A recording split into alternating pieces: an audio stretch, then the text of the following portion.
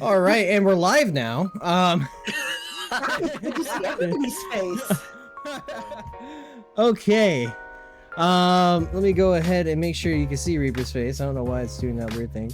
And then let me go over her. Welcome in, everybody. Thank you so much for coming into the Let 'em Bake episode 5. We made it to 5 episodes. I am fucking surprised we lasted that long. But yeah. Anyway, instead of being depressing, I'm going to be a little bit more positive here. We're just going to do a quick little plug for my sponsor, Dubby. I'm going to try and read this.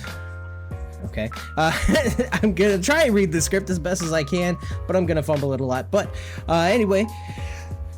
Hey there, fellow gamers! Feeling like you need a boost without the jitters? Well, say hello to your new secret weapon, Dubby, the ultimate energy drink mix that's all about power without the plunge. Let me break it down for you. Dubby is packed with a special blend of vitamins, minerals, and just the right amount of caffeine to rev up your engine without sending it into overdrive. No more crashing and burning like a shooting star. With Dubby, it's all about smooth sailing. And here's the kicker, no more sacrificing taste for energy. Dubby comes in a range of mouth-watering flavors that'll make your taste buds dance with joy. Say goodbye to those bland, chalky energy drinks. Dubby is here to shake things up, literally. So whether you're hitting the gym, burning the midnight oil, or just need a little pick-me-up to tackle the day, reach for Dubby, or as I like to say, double down with Dubby. Listen, Linda. Jesus, relax. Relax, double down with Dubby. Dude, this shit is actually pretty good. It is yeah. Good. But I don't know about the jitterless thing, you know what I mean? Like, I'm not, I don't know. Okay. Anyway, if you want to get started, I highly recommend the starter sample pack that comes with 5 flavors, so that way you can find which one that you really like. I do recommend starting off with a very small amount and then working your way up as you go, because like any energy blend, it's kind of a build-up. Try not to overdo it.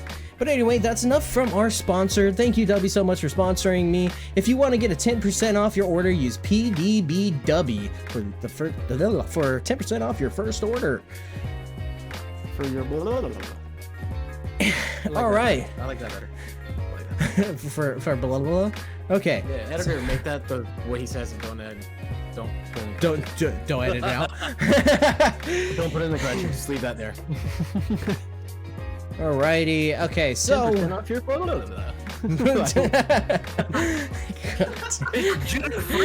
editor, if you don't do that, I'm gonna fight with my toes.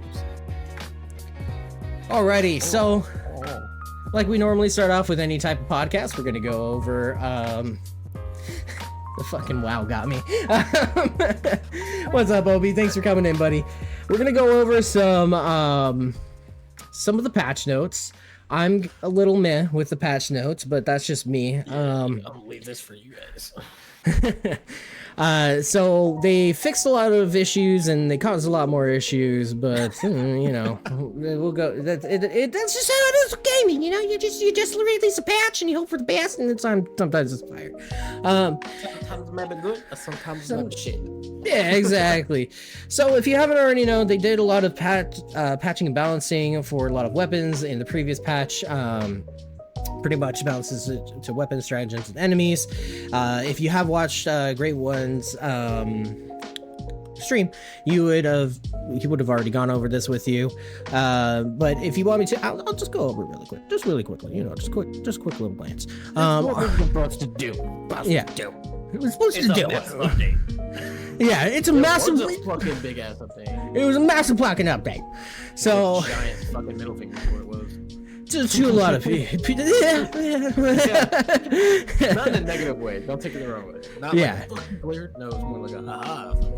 Yeah, kind of like ha, get fucked, fat boy. Anyway, armors with armor rating above 100 now also reduce damage on headshots. Victory poses will now only pay for the extracted. No stolen valor on my ship. Burning damage was reduced by 15%. Thank fucking God they did that, because it was really it was very needed. There was a lot of times where like everybody's like, just fucking duck. And it's like, yeah, bitch, but what am I gonna do when there's an incline? Yeah, fuck you. So yeah, thank God for the 15%, because now you can stim yourself or give yourself that good old you know, to get back up on your feet and not die instantly. They did some primary, secondary weapon and secondary and support weapons. You can tell I played a lot of Crash Bandicoot. So the CB9 exploding crossbow, slightly smaller explosion, increased stagger, decreased number of maximum mags from 12 to 8, increased number of magazines received from resupply from 6 to 8, slight reduction in ergonomics, and muzzle velocity is increased. Honestly, I didn't get to use it a whole lot, and I think kind of nerfing this gun is stupid, but that's just me. We could kind of like, I'll go around and ask you guys how you feel once I kind of get through this a little bit faster. They've massacred my boy by increasing the Quasar cannon charge time by 5 seconds. Some people say stop crying. I say, hey, just, you know, stop fucking up my guns. Like, I don't believe in metas, but at the same time, if you have a good weapon, leave a fucking good weapon alone. Why can't they all be metas? Why can't they all be meta? Yeah, like, you can fix it. Don't make it worse, because, like, you know, some people don't want to use the big explodey, fuck up my whole team rocket launcher. Or the goddamn meta shotgun, because it's the only one that they cared about, and it doesn't even look that good. All hail the meta. I'm glad you're doing good, Obi. I'm doing terrible, but we won't get into that. So they I'm not here for the show. Slightly increase the damage for the laser cannon, slightly reduce the damage versus large volume bodies. Again, stop messing with stuff. The Punisher Plasma decrease the maximum mags from 12 to 8, which is again why. Increase the amount of magazines received from resupply from 6 to 8. Cool. Increase the projectile speed, but will still keep a similar range. That's good. There was a lot that I did notice. That was my one complaint for that gun. It was too slow with landing on shit. I agree with that. Yeah, so it's definitely a lot better. Decrease damage, fall off on the explosion. Again, leave it alone. Now, place in the energy weapons category. Finally, they put it in the right spot because it's not a fucking shotgun. Nope. Use it as a shotgun, you're gonna die. Or get a lot of boo-boos. A lot of boo-boos. I think it's just death. I think boo-boos are out of the question with that one. Yeah. My favorite one that I've been enjoying a lot is the Arc 12 Blitzer, because I'm a big proprietor of like not having a useless weapon, and this weapon was just too goddamn slow and became completely useless after a certain level. So they increased the shots per minute from 30 to 45, and that is huge. Fucking huge in my opinion. I have been enjoying the hell out of it. You'll see some gameplay with it in a minute here for one of the first rounds that I played in. I just need to make sure I'm not playing it. I am playing it. I'm an idiot. Okay. R36 Eruptor, decrease the number, again, why? Decrease the number of maximum mags from 12 to 6. Explosion damage drops off slightly faster. I still like it. It doesn't seem to be that much of an issue. My thing it is like, you know, you want to play as a team, but a lot of time you have that one dude that runs off and just keeps calling down the resupplies, and it gets really fucking annoying to try and find ammo. Then we have the Sickle, decrease the amount of magazines from 6 down to 3. Again, why? Scythe, increased damage from 300 to 350. Finally, decrease the max number of mags from 6 down to 4. Okay. Railgun, they finally fucking made it relevant again by increasing the armor penetration in both safe mode and unsafe mode. Stagger force slightly reduced, which is dumb. They should have left that alone.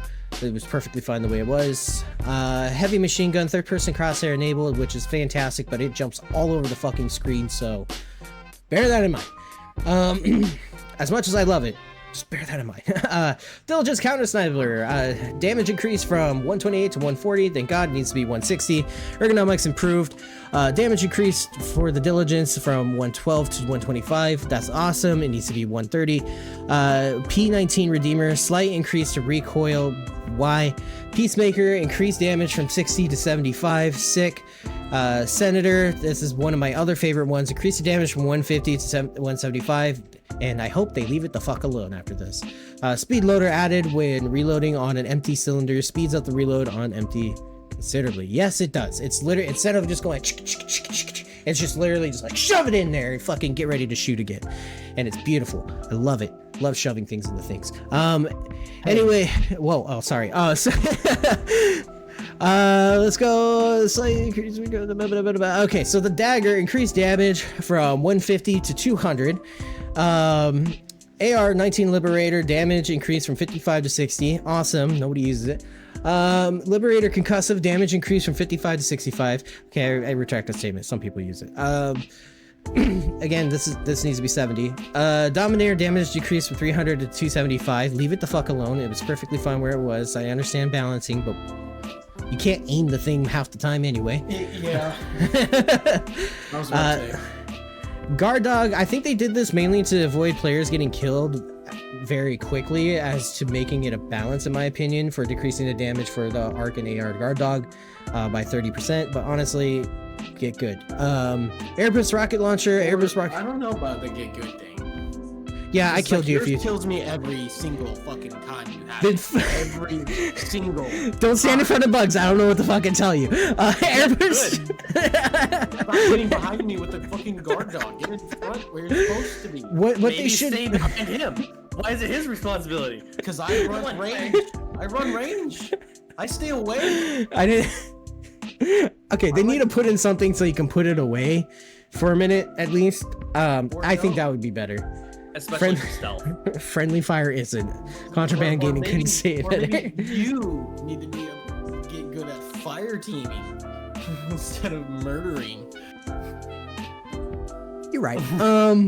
I'm just saying that. Airbus rocket launcher will no longer detonate when shot near stratagems, HMG turrets, sentries, resupplies, and other helldivers. Reduce proximity radius. So the other helldivers part is kind of, but Airbus rocket launcher will no longer detonate when shot near stratagems, HMG turrets, sentries, resupplies, and other helldivers. Which is not kind of true about the helldivers part, but hey, you know. Yeah, no. It's not as bad as what it used to be, because honestly, it was like I could shoot straight up and it would blow up like right in front of me. So there's a significant difference. There's a huge. There's a significant difference in where it actually explodes, and you can actually range how far it's gonna explode right now. Exactly. Yeah, makes sense. Yeah. Okay. Reduce the proximity radius. Stratagems. The MG43 machine gun sentry increased health to match other sentries. That's awesome. Increased health by 33% for the Tesla tower. Not as awesome. I love blowing those things up because they keep killing me. But you know, I guess I should get good. Right? No. Tesla tower placement is what players need to be focused on. Yeah. The spear added reload stage. Reload after the spent missile had been discarded. Airbus rocket launcher, that's in the list over there. Enemies, biospheres, and nursing spears, move speed slightly reduced. Okay, sure. Hulk's force required for them to stagger slightly increase. Why? Hulk Scorcher direct flamethrower damage reduced by 20%. Beautiful. Devastator fire rate slightly increased. Only the standard Devastator, so they're just like the normal dudes that are the Devastators. You know, the swole guys that go to the gym but can't lift past 200. Gunships, sideways movement slightly increase. Scout Strider riders now less vulnerable to explosions. Fog generator health and armor increase, which is great. Gunship spawners now have a much lower cap on how many gunships they can have active at the same time, which is fantastic because we ran into a lot of problems where stuff would, like, the second you get on the map, shit starts spawning, right? And like there would just be a shitload of ships in the air in that proximity while you're trying to handle that. And I know, you know, you want a little bit of difficulty in the game, of course, but it's crazy. This is the thing that fucking sucked. Okay, so patrol spawning has been increased when there are fewer than 4 players. The fewer the players, the bigger the change. For 4-player missions, there will be no change compared to before. The biggest noticeable change will be for solo players at higher difficulties. Now, I think they might have fixed this in the recent patch after this one, but when I was playing with Monarch and a level 6, and it might have just been because I was playing Monarch and a level 6, and like we didn't have, the level 6 didn't have as many things as we did, so we had to do a lot of carrying for, but like normally I can handle doing duos in 5, and I'm not trying to toot my own horn, this is just, you know, hey, it's possible, yeah. It was possible, but when I was gaming with Great One and J-Man, and I think one other person, I can't remember the name right now, I'm very sorry. We were trying to play, and the amount of things that was spawning was just fucking ridiculous. Not as much as the big guys, but the little guys, and it would just waste a lot of your ammo. It caused a huge problem, and hunters are already a pain in the ass to deal with, because they always jump at you off camera. So I noticed that first, and then when we played with just the 3 of us, it was just fucking hell trying to get through everything, and I had to start taking it a lot seriously a lot more seriously, to try and get through everything, and we just kept running into problem after problem. And it wasn't just the amount of bugs that was spawning, it was because there was so many things on the fucking map, we just kept having glitches, like all over the fucking place, like with meshing, with fucking just randomly getting thrown across the map, fucking Monarch's thing freezing up all the time, only getting 5 frames per second at some points. So like it, and his, I know he has this issue, but like at the same time, with his computer, right? But like at the same time, he was able to play, and like there was some points where it was just supposed to be playable. So it's caused a lot of issues in my opinions. And I know a lot of people argue that like, oh, well, it was 1/4 and now it's back up to 1/6, like it's how it's supposed to be. But shut the fuck up. Like, listen, you're gonna scare away new players like by doing this shit. People have, yeah, they're forcing you to fire team. Yeah, right? But then there's no like if you're in a 4-man team, you're gonna deal with less than if you were in a solo queue. And it's kind of like, why didn't they do it the other way around? The way they word this is actually really improper, because I watched a little bit of a breakdown with them. Yeah, it used to be when you were 1 player, 1/6 of the max amount of enemies would spawn, and now they bumped that up to 1/4, which is where it was supposed to be. So you're going to only deal with 1/4 of the enemies that you had at a full size team. So it scales more. So when you have 2 players, you have half. When you have 3 players, you have 3/4. When you have 4 players, you have the max amount of people that are going to be spawning. But it makes it feel really different because it jumped from 1/6 to 1/4, which makes it feel much harder at the lower difficulties when you're, or not lower difficulties, when you're only a single player compared to what it used to be before. Yeah, basically, if they would have just done that, but not had fucking destroyed every other weapon to make it to a meta setup, like everything would be fine. Here's the kicker, though. The problem is I should be at level 8 or 9, able to do a trivial mission by myself, and I can't. Well, I mean, how many new players are going to jump right in with people? So that's the thing. It's like when you get on there, right? If you see. I think this should incentivize players in a way, and this is just me fucking playing devil's advocate. I think it should incentivize a lot of the veteran players, quote unquote, to be jumping into the assist missions. There's missions all over the planet which we should be dropping in to help other people, because it doesn't matter if you do your own or not. But it should also incentivize new players that have low levels to drop in on those same missions as well with other people. So responding to SOS beacons. Because I'm too low. Yeah, responding to SOSs, yeah. But like Dragon said, you will get kicked if you're too low. That is a toxic community problem. That's what I'm saying. It's like that's what I think they're trying to push on, but it's like I was saying before we even went live, man. The big issue right now is the fucking toxic side of the gaming and everything, and the way that the fear that all the other gaming companies are having right now. You know what I mean? So, with all that being said, I'm gonna go scroll back up to the newer patches and stuff, and then we'll touch base on everybody's opinion in a second here. Besides the war bonds, we'll talk about war bonds in a minute later.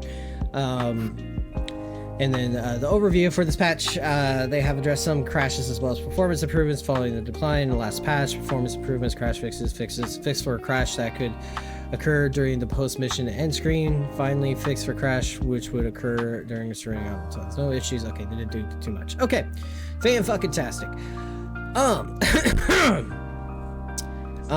Account linking update. That's cool. I don't give a shit. Wait, that was today?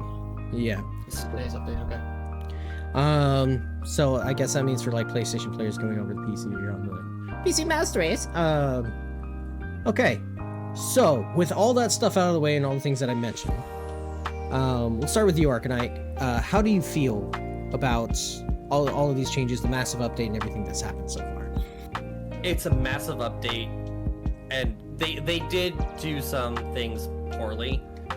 My biggest issue with the Quasar Cannon isn't so much that they increased recharge time, because realistically it doesn't feel terribly different, especially if you're not soloing. If you're in a multiple person team, it doesn't feel too different. It's a difference of 5 seconds. my biggest issue is that when they updated the recharge time, they didn't update the graphic that goes along with it in the bottom left-hand side of your screen. So the timer on the little recharge coil, right where your ammo and everything else will be empty, but you won't be able to shoot yet because it still has another 5 seconds past when that gets empty, and that's my biggest issue so far with this. That's a big deal. Oh, it's a big deal, especially when you're relying on that little itty-bitty notification at the bottom of your screen. The ARC-12 Blitzer has been made usable again, which is fantastic. Same with the Punisher Plasma.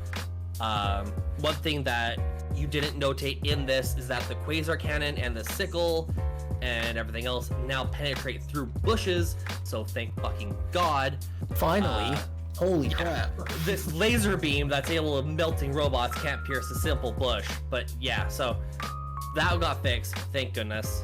A lot of people are complaining about the scythe issue where they're dropping it down from 6 to 4. Honestly, if you're going through 6 magazines before you resupply, you need to practice your fire discipline because you are blowing through everything way too fast. Oh yeah, you don't. Yeah, take 2 seconds and switch to your secondary or do something, because you're going through those magazines way too fast and you are not displaying your fire, even at higher levels. Even me running Helldive, I was going through maybe 2 or 3 before I had to go and get before a resupply got called in. Yeah, I think that's fair. Beyond that, honestly, I don't have a whole bunch of issues with this update. Everything seems pretty stable. I haven't experienced a whole bunch of crashes or anything else. They did do a lot of crash fixes with this update as well. The only thing that I'm really having an issue with is mostly just community side stuff. So Yeah. suddenly an update happens and the whole world is ending for the community.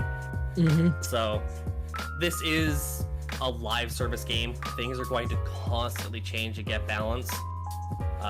When Destiny was brand new, every little update was the end of the world to those players too. It's going to be the same way with us. Oh, it's even worse with Destiny 2. Yeah. So these guys are being gentle with us as far as they can be. Yeah. Okay. I mean, I agree. I think they're focusing on the right things right now, the weapons and the damage settings and shit. But I hate to say, but I do agree entirely with Purple. Like, they are fucking with the wrong weapons. Like. Yeah, I just I don't know. I feel decreasing damage in weapons right now is not the best idea. In general. If the game feels too easy, then just fucking spawn more shit like you've already done. Or scale down the weapons that need to be scaled down, not the ones that don't need to be scaled down. Like, oh, I have, and they do still need to. I think you said it last time. They fixed the javelin. Mm-hmm. But things like that is what they should be focusing on. Like, yeah, fixing the aiming for not weapons. the damage. Like the damage was fine. Like when the weapons dropped in, they were doing good.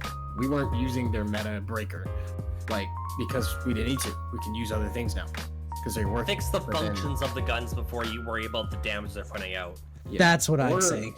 Yeah. Exactly. Yeah. Like there's nothing wrong with all the weapons should be usable before you worry about their damage. Exactly. Yeah. That's how I feel. Even then, fuck that. I don't think the damages really need to be fixed too much, man. Yeah, I agree with that. And then Dragon, as a newer player to Helldivers, how do you feel about all of these updates and these fixes? How does it affect you as somebody that doesn't necessarily, well, I don't want to say you don't have people to play with, but like that tries to do things on their own in the Helldiver universe? Well, the one thing the update did was pretty much make it impossible for me to play by myself on the lowest difficulty rating, just to try and get more familiar, so that when I am playing with everybody else that's higher up, I'm at least not just running around going, oh my god. Even if I do that anyway, I'm at least making an impact. And I can't practice if I can't get in and it moves. Right. I don't know. I'm happy to play with the higher level players. What you guys are willing to do the lower difficulty so I can get better at it.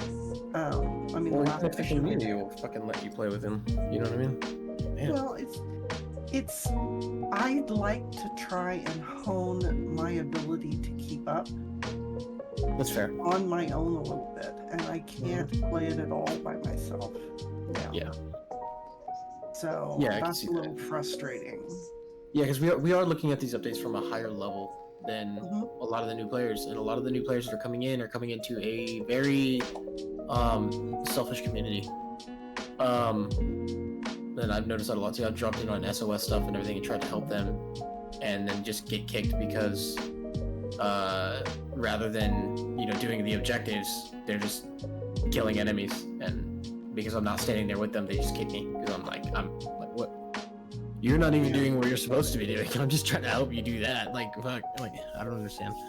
But Yeah, I agree. so it's kind of made it impossible for me to work on anything by myself, and I don't expect to be able to do anything higher than trivial. I mean, it's just a matter of I want to be able to practice.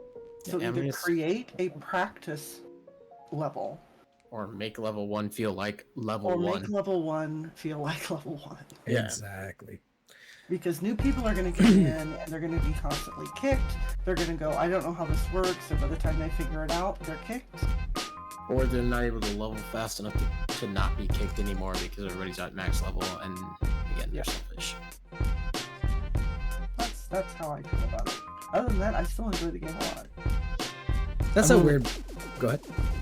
I think because the way they do the impact, right, is based on the tier that you do, right? The amount of impact your fire team does is based on the tier, right? So- Yes and no. It's actually been found that the lower trivial tiers make more of an impact on the planet's liberation, and that was done to actually What? increase the amount of push to go and help the lower levels. So Weird. that was found Yeah, out when we were they should've doing done the that.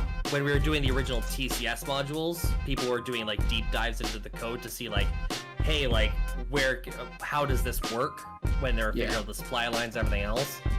It's don't actually think I was found doing that for every 1% you have in like a level 7, I think it is, it's almost triple the amount in a trivial mission. That's dumb. So, but- Okay. Yeah, so it's That's dumb. it's made to push people to go to the lower levels and help people out. But So- that's not what they're doing.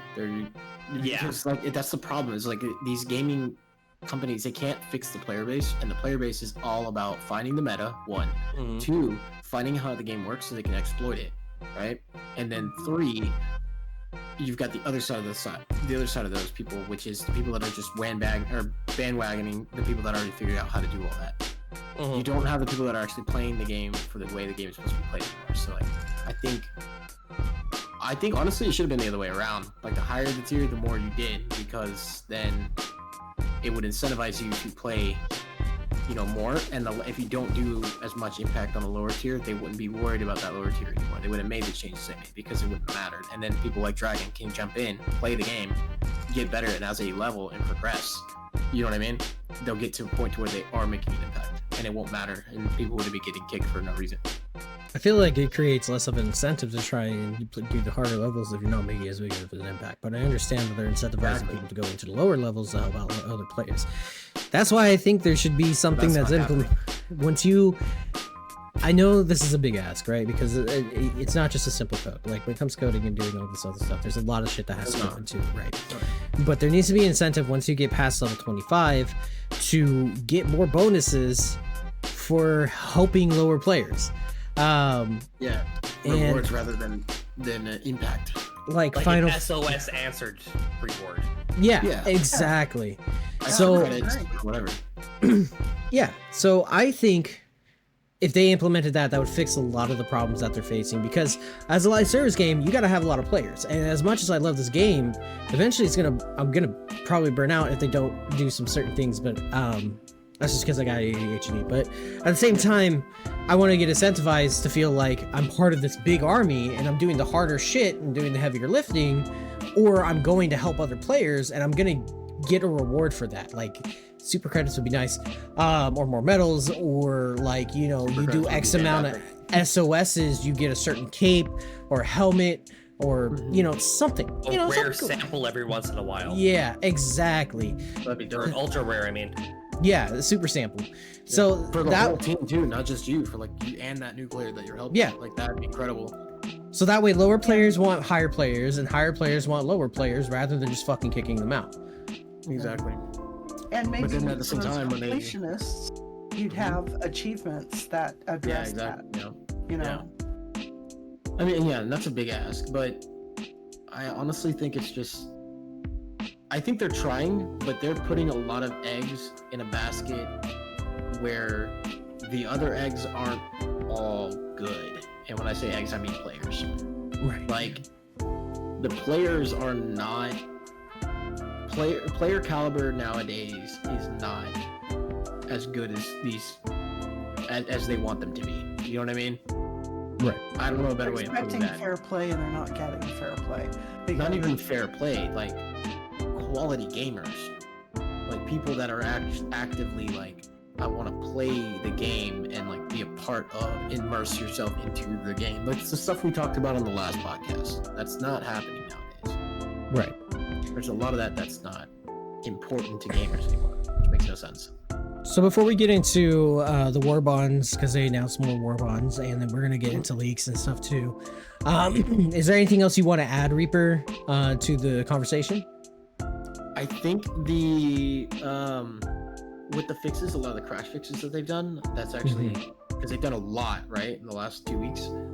Or Yeah. not just crash fixes, just a lot of the game issues. I think that's really, really clean that they've done a lot of that stuff. But I really want to see. I don't know if they've done it or not yet. But I'd love to see them fix the water issue. You know what I mean? Yeah. Like your can't one swim water type issue. issues. No, I mean like. What the fuck was? How did that They shit happen? It fixed happened the to one it where happened to you- me, you, and Imperfecta. If you Where spawn you would just into- fall and you would randomly be in a large pool of water, even though the ground is dry. Yeah, and like shit like that was happening where like you would get stuck and then Mhm. you couldn't die or somebody would have to come kill you to fucking get you to come back. Like shit. Like I thought that they kind of did stuff. fix that. I don't know. I was just saying like that would be one thing I'd like to see if they did fix or if I they haven't have, that'd be Ran great. into that problem very and as much anymore. So it seems like they did work on it. The only other problem that I have is with a Mac specifically, where there's just too much fucking water. Every time you turn a fucking corner, you're in a puddle that you can't fucking swim in because your guy failed fucking PE or some shit. But like, yeah. But other than I that, understand them not having swimming. That's fine. Right. That's fine. That's fine. But yeah, then again, don't make the water so deep that we can't fucking walk through it. Like, they got to make what I mean? some type of terrain challenge. And I understand why they do that. And I understand where you're coming from, but at the same time, like, I get why they do what they do, but holy shit, is it annoying sometimes. But I'm as glad much to as- see that a lot of the real problems with those issues are fixed. Yeah. From what I'm hearing, that's dope.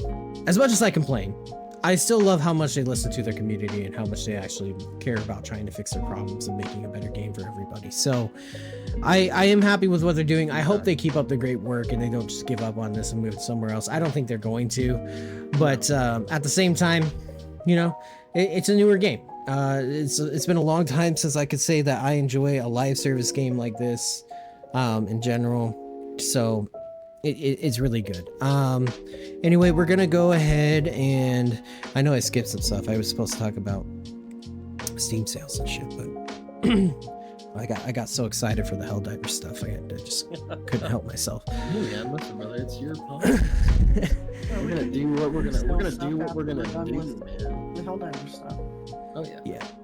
And then we have Thrill and Chill with the new Helldivers 2 Warbond. so great. Let's go over it. I have not seen this. The new stuff is actually pretty cool. There's a couple things I want to point out after we've gone over what's in this new one, and some item descriptions that lead to some new things. Oh, there's spikes on that boot.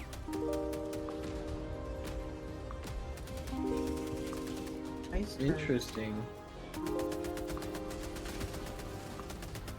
Nice weapons. I like the models. I'm just excited for more one-handed weapons.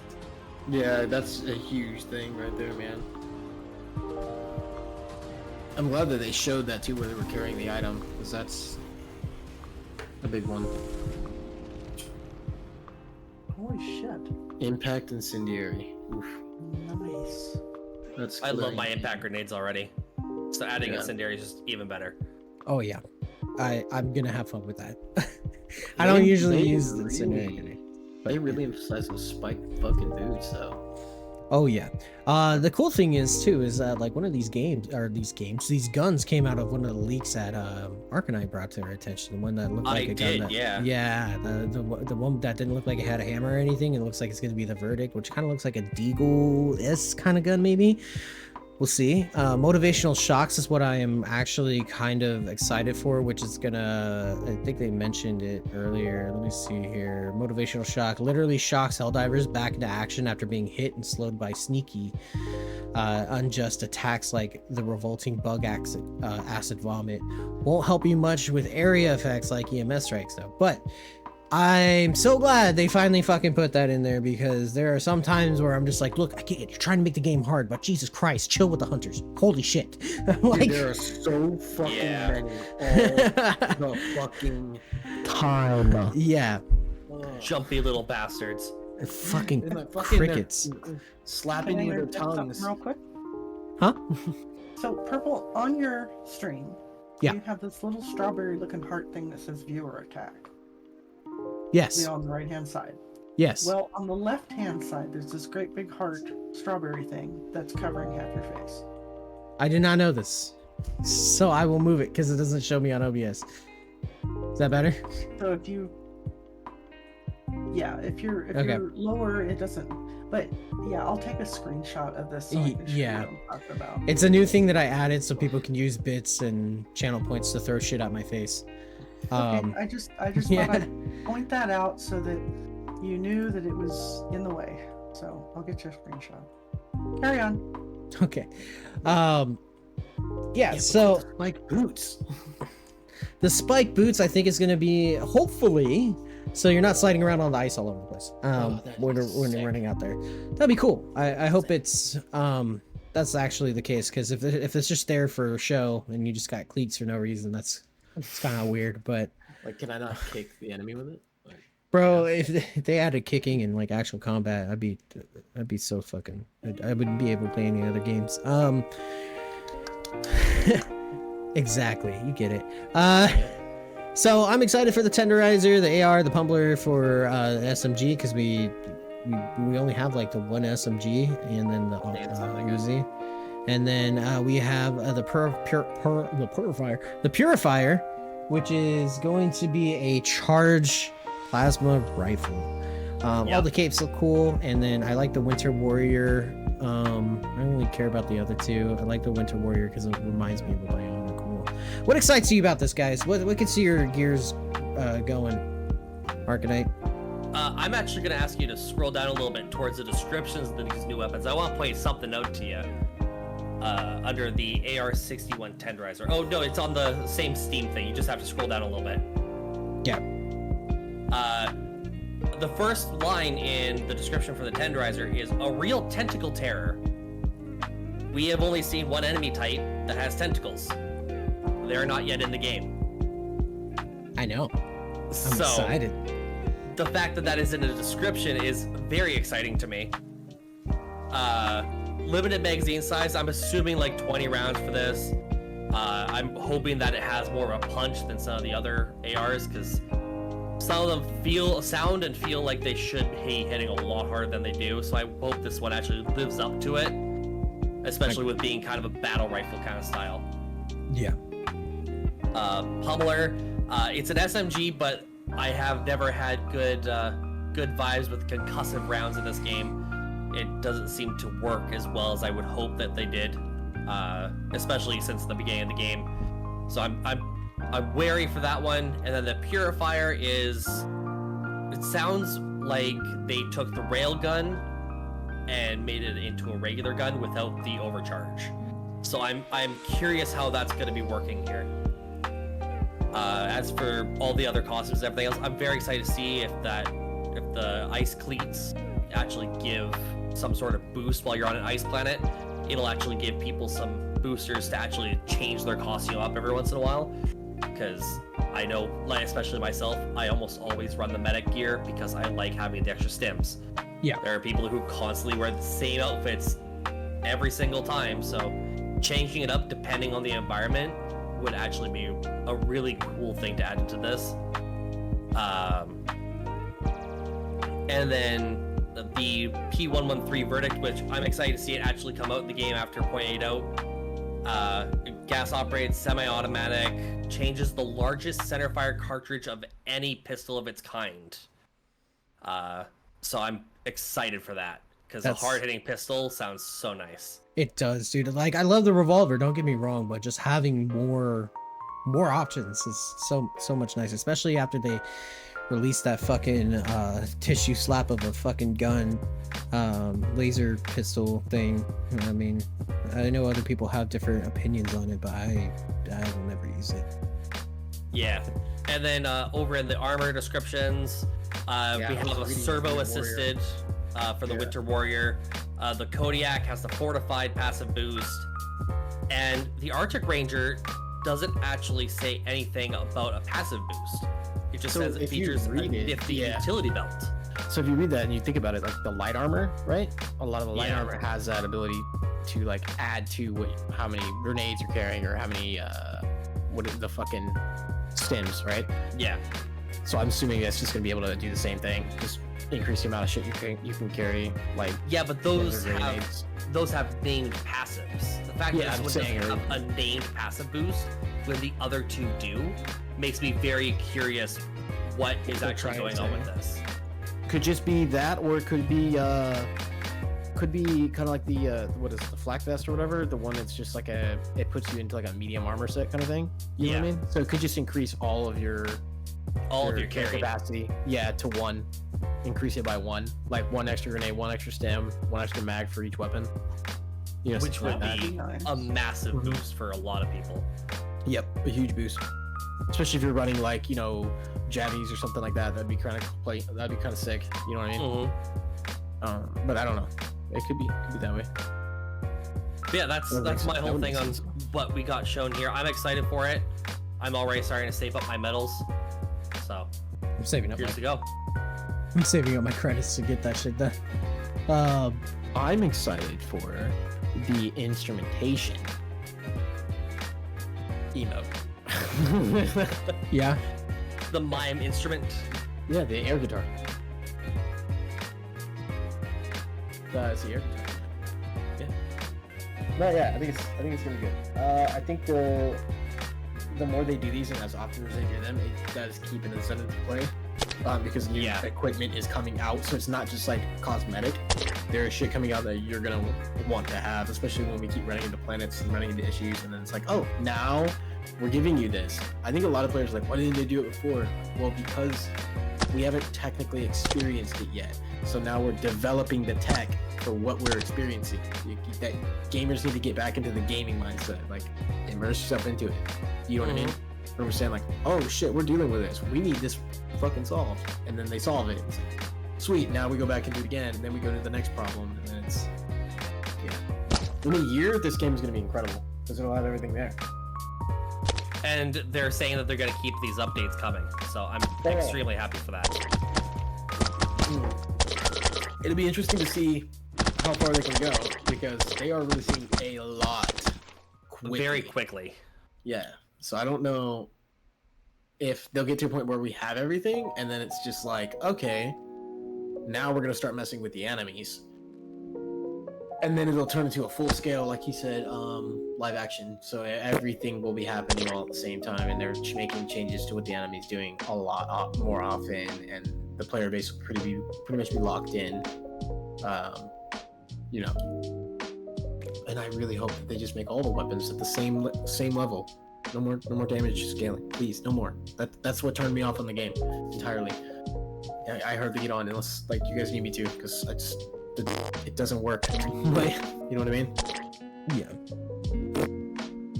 I'm also actively testing out this thing to make sure it looks like it's supposed to, throwing shit at my face. Yeah. Okay. I just wish they would do that because Yeah. I don't like running meta. I hate running meta stuff. Like I want to have fun and run around with a jabby on my back, right? And with like a fucking with a whole LMG and be able to do what I need to do with it. You know what I mean? Well, I just feel It's like fun. I don't want to run around with shotguns. they should kind of just try and make it so that way not everybody keeps using the same gun over and over again. Yeah, Because every scaling everything. They don't need it. yeah, because for example, I'll run different guns depending on the map that I'm on, depending on the mission that I'm doing, Exactly. because I know it's gonna work a little bit better versus me just bringing the Eruptor to every fight. I need to use other things like to make up for what other people are using and stuff. I really wish. That's what I'm saying. Like classes, like builds. Yeah. Like if you're gonna run, if Arcanite's gonna run range, right, and he's gonna bring the 50 cal, and he's gonna run around sniping the shit out of everything. Great. And then fucking Dragon's gonna run around with close range. Cool. And then I'm gonna run around with heavy equipment, even better. And then you're gonna run around with every support, even better. Like we have a whole build right there. We should be able to function. But it doesn't end up being that way. So it's like, you know what I mean? Yeah. Like one person will succeed in the group and everybody else will be suffering the entire time. That shouldn't be that way. It should be. Running back to the war bonds, Dragon, what are you excited for? What caught your eye in the whole video that we just watched? There was one of the guns where it's blue on the top and kind of triangular shape. Is that just a cosmetic or is that a new gun that's coming out? Is it this one or? There's no, well that one's fun too. It looked like it had a huge bullet put in there. No, it was before it showed that one. I'm sorry, I'm not very familiar with this. So there's 3 guns here. There's the plasma, there's a sub, and then there's the assault rifle. The plasma is when they load it from the top with the big ass canister. That one was fun looking, but it was the one they showed before that. Yeah, it was blue colored on the top of it, so I don't know. This stuff is so far advanced from where I'm at in the game that it all looks really cool. I like that they're changing the I'm looking at the things. They did that one, now keep going. They were actually shooting it. Right now, see after the caves. Yeah, that one. Okay, so that's the pistol. Plasma. Yeah, the plasma. Okay. Oh. No. Okay. Well, we're 2 seconds apart. So One with the blue pistol. stripe down the side. The pistol. Okay. the one that I'm paused on right now. Yeah. Yes, the one you're Yeah. paused on Yes. right now. Yeah. So that is going to be the verdict. Yeah. So that's going to be a pistol. No, it's cool. Don't ever apologize. So that's the one that you're most excited about. Yeah, I really like. It looks very functional. It does look really cool. I like it a lot. Because aesthetics is just as important as what it does Exactly. for me. So And kind of why I wish they had skins almost for some of the armor. Because I choose my armor for functionality, but some of it doesn't look very pretty. Yeah. That's fair. You gotta unlock some more. They need color swatches. Much more. I did read in Reddit that they're probably not going to make you or let you customize your stuff, but at least the color swatches hopefully actually happens because like it would just be nice. Being able to change the color in a couple of spots would make it nice. Yeah. Or, But, I mean, I'm not expecting huge differences with it, but a little color swoosh here or there on the helmet or something. Yeah, like the light flak armor that gives you like medium armor basically, and it's just orange. And I'm like, I don't want to wear orange into a combat zone. Like, I want to look like a tangerine on my leg. Yeah. yeah. Their whole thing was like you're wearing the armor to represent a unit in that military branch. just So, fair. Uniformity. When you make one that's super orange, or you know what I mean, or like the coloring, It's not like if you you're were out all black hunting and in the yellow. forest and you need the orange to keep somebody else from shooting you. Yeah. They're gonna shoot you anyway. Black and yellow. In fact, I'll shoot you more if you're wearing the orange, just because. Exactly. But like, I mean, even like with this one, like on the screen right now, it's like it's white and orange, like right. Like, okay? But like if they wanted to really keep it to it, then they shouldn't have all the additional colors. It should have been yellow. Should have been the only additional color. Yeah. You know what I mean? Yeah. Like, okay, we're doing white because this is a winter armor, but there's yellow on it because that's the color that they use for the unit. So Yeah. I don't know. Green, Somebody in their fashion department red, needs to I wake the think. fuck up. And just I really just think they need the color swatches, even if it's not like a customizable color swatch. Like, just make it so it's like, yeah, you know, you have urban camo or, you know, something. Just something. Yeah, So- keep it military if you Where want am I to. going to? I'm going to the one with all the orange stuff. So would it behoove me to put the orange on? Oh god, don't or say the red? behoove. We're gonna give individuals PTSD in the chat and here. Jesus. The last person to say behoove to Flashbacks. me, the last person that said behoove to me was a colonel after I told him, hey sir, we're gonna take fire from this grid zone, and he said, it would behoove you, right, to only comment that information when we are taking the fire. I was like, Oh, well, that's a little late then, don't you think? It's that's just a my little point. bit. So, you know, Not the behoove. see what you've done, Dragon? You see what you've done? Now we have to get VA. We need to get streamer VA much. benefits. Okay, we need Twitch VA benefits now. Jesus, my butt puckered when you said behoove. Jesus, That's hot. Good to I know. got Good to know. nervous. I almost sat at parade rest. So Jeez. so tonight I'm just gonna like yell out behoove so it tightens a little bit when I'm in there. Okay, got it. It's gonna be like a cigar cutter, dude. It's not gonna tighten like you think. It's gonna, Oh, God. It's gonna be like a cigar cutter. Oh god, it's just I mean it can't Triggered. get smaller than it already is. So, We'll fuck around and find out. We got 2 Jesus. minutes till an ad break, by the way. Yeah, thank you. I was trying to get to there, but I couldn't stop or help myself. We're good. Yeah. We're good. Okay, for 5 more My minutes. job here is done. Yeah. Fucking triggered. Okay. Anyway, let me go ahead and pull some photos here so that way we can kind of get into The next triggering topic. the next Oh, really quick, before I forget, I know Monarch probably isn't watching right now, but he did work really hard on this mask that is gonna I have to go to Michael's to kind of like put something in between the mask and my face because the black paint came off on my face when I was wearing it earlier. But I got the purple doughboy mask. Holy shit, That's pretty that's sick. cool. That's cool as fuck. Yep. Oh yeah. This is gonna be what I'm wearing while I'm streaming and stuff. Little orange Punisher action going there. Yep, exactly. I'm a horny little devil. And we knew that ahead of time. so we got that, and then Monarch also went out of his way to make me a stratagem ball for Helldive. That's pretty sick. That's pretty sick. And I fucking love it. Printed?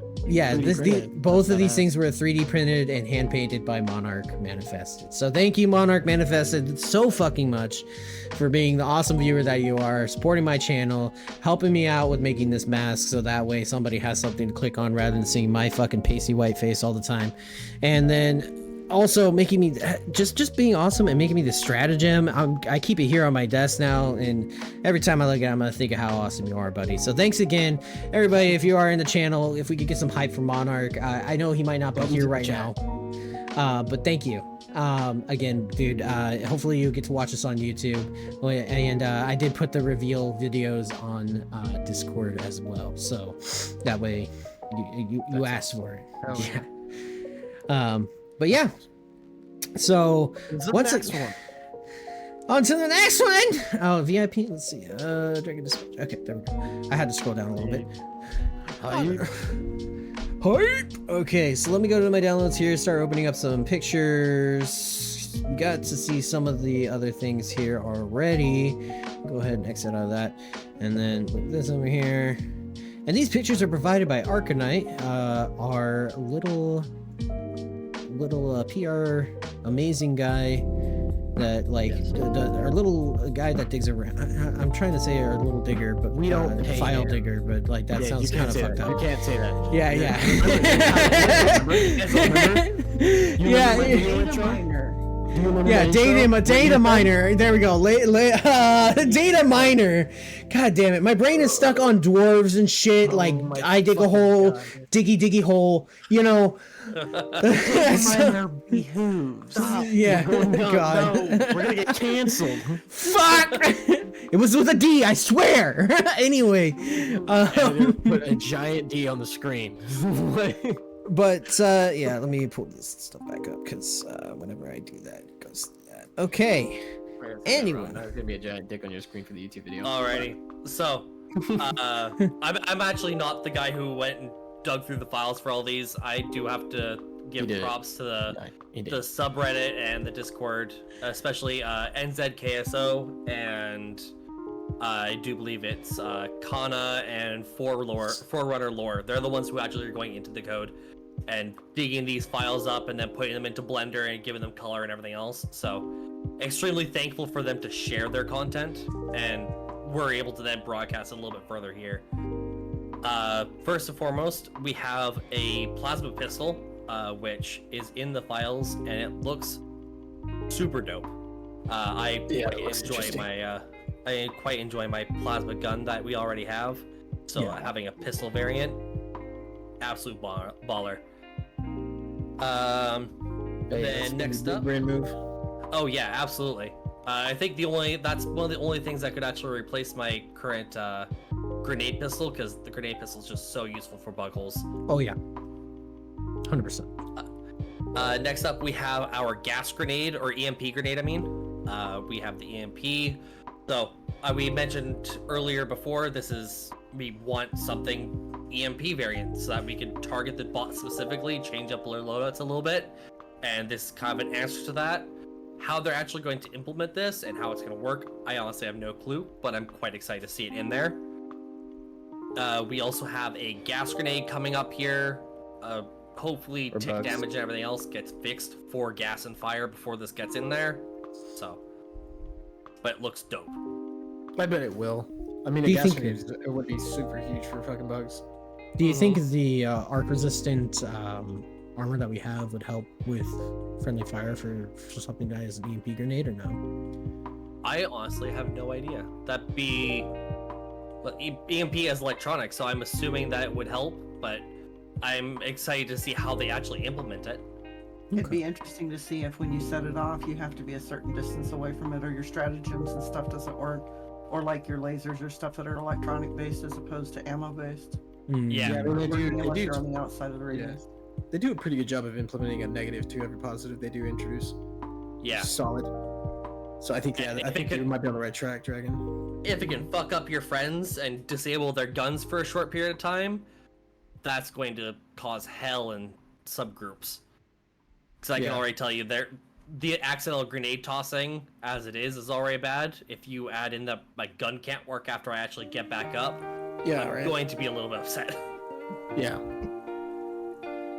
Next up, we have the chem canister. This kind of looks like a flamethrower, except I'm assuming it shoots some sort of gas or Agent Orange or whatever you want to call it. That'd be pretty sick. Yeah, it'd be actually definitely pretty sick. Little acid spewing back. Right? Yeah, I want to spit on the bugs now. I don't know what it is, but the acid spewing on these new planets, since we do the TCS stuff, feels like it's hitting harder, and I hate it. I think the only other thing I really put out for possible leaks is the incendiary grenade, which we actually got announced with the Patriot stuff. So I'm quite excited for everything coming out. This is all I could really find and scrub up. That's well presented. Love that grenade. I would definitely change to that incendiary grenade thing that we saw. Yeah, Pat. Yeah, that one. Because, I don't have to be all that accurate with it. Mm-hmm. Also, there's an area denial effect, which is pretty cool. Yeah. That's what I miss about being able to have the stun grenade stun the fucking Biotitans, but yeah. But I do like they're bringing in an impact variant though, because the impact grenade is incredibly good against the bugs. So like having an impact incendiary is gonna be great because you can take out heavier, like the big ass spears, or like big in the video right now, the Bile Titans. no, the smaller ones with the fat ass. If you hit him in the head with the impact grenade, it kills him immediately. But now if you have the incendiary and it kills him immediately and then burns all the little bastards running around, even better. That would be so nice. Or you can hit the hunters and then it starts burning all the other hunters around them, even better, because then you can control the bugs. And I think that was their intent, going with all of the fire anyway. So that's huge. Yeah, it looks like we're getting a lot more stuff that's suited more towards area denial and maintaining the crowds rather than just outright killing off the crowds. Yeah, which is gonna be a big change in play for a lot of players. Yeah. Because they're used to just, kill it all, like engage, like not always, bro. Oh, sometimes you need a fire line. Yeah, sometimes you just need to fire and retreat. Yeah. Withdraw. Is this how laggy my fucking stream is when I'm trying to stream this game? Like, I don't know. This is just from like a recording earlier today, so I don't know why it's like this buggy. It doesn't look that bad. Okay. No, it looks Are you talking about the choppiness? Yeah. Yeah, it looks a little bit choppy, but it's not really noticeable unless you're like heavily paying attention. yeah. Okay. Is that like how it looks when I'm streaming Also, it? media. Also, no, but media Okay. player is also nothing ready to single up. So Yeah. Yeah, true. That's true. It's what I'm using right now because it's that's all we get. what I on got. Microsoft. I would highly suggest VLC media player. Yeah, I usually you just got me use- to use. You got me using that, and I love it. Yeah, VLC is actually one of the better ones. I'm just lazy and keep fucking forgetting to download VLC. So,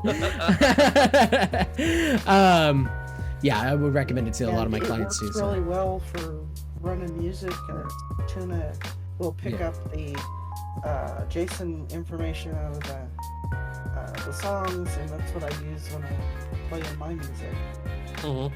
Yeah. But basically, in this game, like if you're a new player coming into the game, you're gonna have some difficulties. It's gonna be challenging as hell, all hell for you right now. So I would say, just be patient. Be patient. Find a group. There's always Yeah, people find looking a to group. play. There's tons of don't don't get angry when you get kicked the first 3 or 4 times from a bunch of selfish players. Just keep dropping in on SOSs until you find a group that's willing to do the job and not care that you're there, and actually be helpful rather than toxic.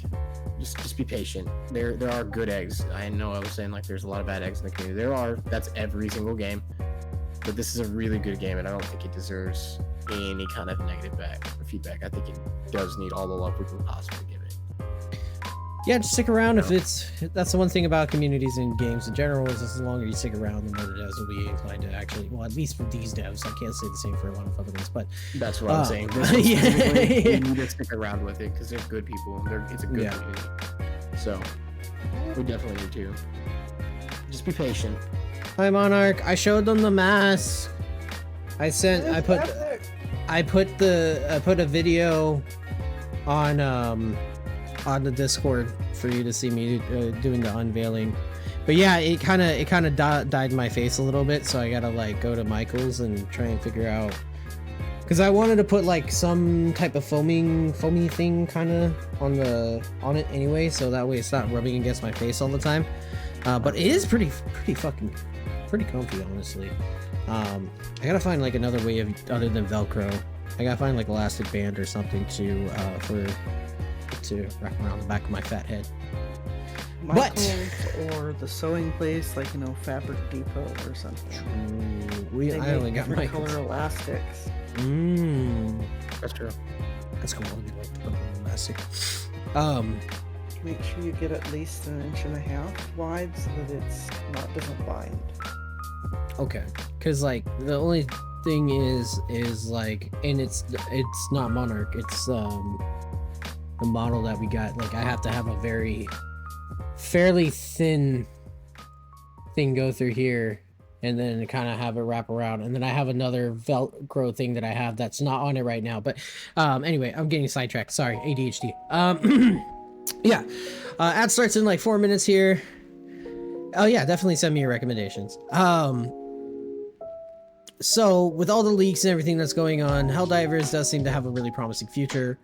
in general. I can't wait to see what they do next and and how well these guns are. I really hope it doesn't kind of fall into what I feel is like, there's always one gun. There's always one fucking gun out of every war bond that's just like, why even have this? And then they kind of fix it later, but even then it's just like, why? Damn it. Damn it! Like, I like the crossbow idea. How often are you really gonna be using the crossbow? out there in the field? I didn't like that they dropped. I was like, why did they spend so much time making this gun? They could have made some better shit. Yeah, It's going to be the plasma gun for this one. I I'm know. calling it now. I am 100% sure, because you have something that fires so quickly.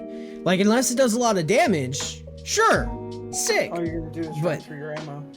Yeah, you Overheated or whatever. God, I always forget. I be- always it's want to gonna call it be a blazer, but like the other Scorcher. The Scorcher already goes through ammo really quickly and stuff, and it already does a Yeah. decent amount of damage. So like, Especially against bugs. yeah. So I don't know. We'll see what happens. It's probably gonna have one of those why moments of like, okay, well, why was this in here? I would have rather just had another assault rifle, just a stronger liberator or something. Okay. I just want to see a trench sweeper. Exactly. I want the double barrel shotgun to be a selectable gun rather than something I Dude, pick up off the ground. Right? I want either that or a sawed off for a fucking secondary.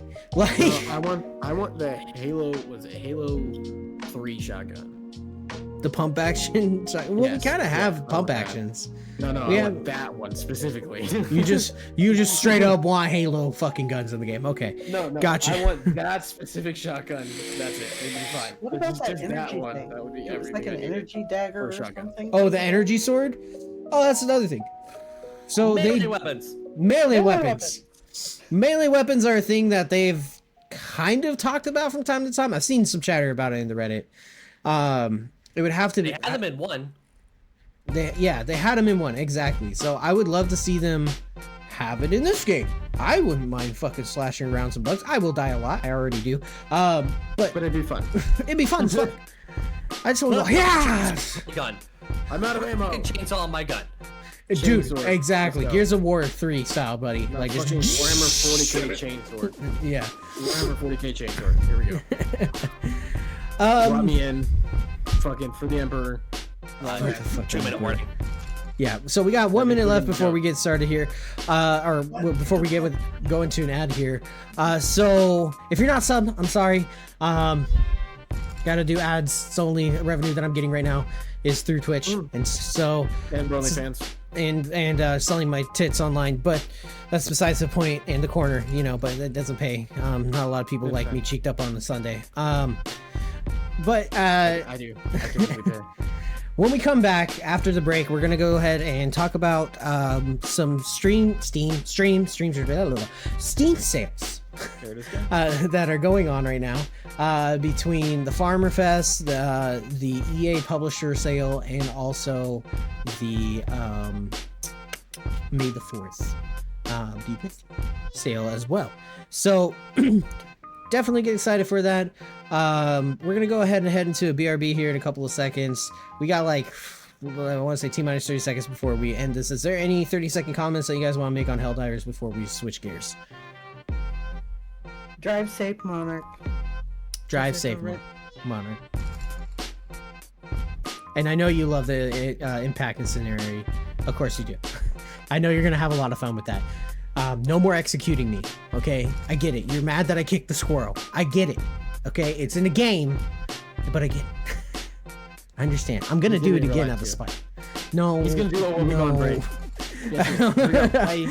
Okay, I'll see you later, guys. We'll be back after these breaks. That. But yeah, Fallout, dude. I love Fallout. It's such a good game. It was such a great series, but I don't think that one's done. But again, like I said, I'm ready for something a new taste. It's like the imagination has left the building. Everybody's just cookie cuttering everything. Yeah, that's nobody- already been nobody- out there. Exactly. What makes money? Yep. Yeah. Nobody cares about gaming anymore. It's sad. Oh look, it's me. I'm playing Fallout. These are bits from our stream with our Fallout Brotherhood Steel Let's Play. I'm just doing this so people don't get confused because you're talking down there in the west. I love seeing your beautiful face, but I'm just doing this to make it a little bit easier. I was told that before by another viewer that was confused when I was doing certain things. Talking about beating a dead horse with a stick and also adding on to old games and not coming out with any new ones. So Fallout 4 came out with a big update that broke a lot of things. It ruined my Let's Play. I'm going to tell you right now, it ruined my Let's Play. Oh, man. It broke all the mods that you're seeing on your screen right now. Yeah, I'll let you take it away with this. How do you feel about everything that's been going on with the Fallout? And not spend a whole hour on it, but let's talk about it. I can make it pretty quick and simple. Okay. You got 10 minutes. I can do that. I can do it in less than 10 minutes. We were doing a Brotherhood of Steel Let's Play. The mods that I had installed in it allowed me to, set that up in motion, right? The entire premise of the game, once you completed the game, the real end game was creating a diverse world where you were able to play the way you wanted to play and be the character or faction you want to be, right? A lot of those mods include alternate start mod, the Fallout Commander mod, which allows you to call in reinforcements from whatever faction you're assigned to and affiliated with, to include the Brotherhood, and they come in the way they're intended. Brotherhood still comes in via Vertibird Institute. They actually teleport in. It's really, really cool. There's a lot of good mods, a lot of mods that fix the textures for character models, armor models, weapon models, even weapon damages and things like that to kind of scale the game properly to where a minigun's not doing more damage than a laser rifle to certain enemies, right? There's a lot of good mods that come out with this game. Currently, there's been a giant community push for a mod called Fallout London, which was a giant, huge, since Fallout Winter Wasteland. If you know, you know.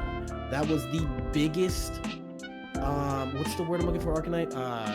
Full, redo for the game. What is it called, the word? Rebuild mod. There's a DLC? It's when they make and not an expansion. Well, yeah, it's not it's not a DLC, but it's a aftermarket DLC basically. It basically it's an alternate line. It reskins the whole game to look completely different. If you know Winterlands, and it was something that was a project, and then they actually released the actual mod, which was called something else, and it's leaving my brain. Great mod. You basically lived underground in the tunnel systems and the subway systems and things like that because above you it was completely radiated.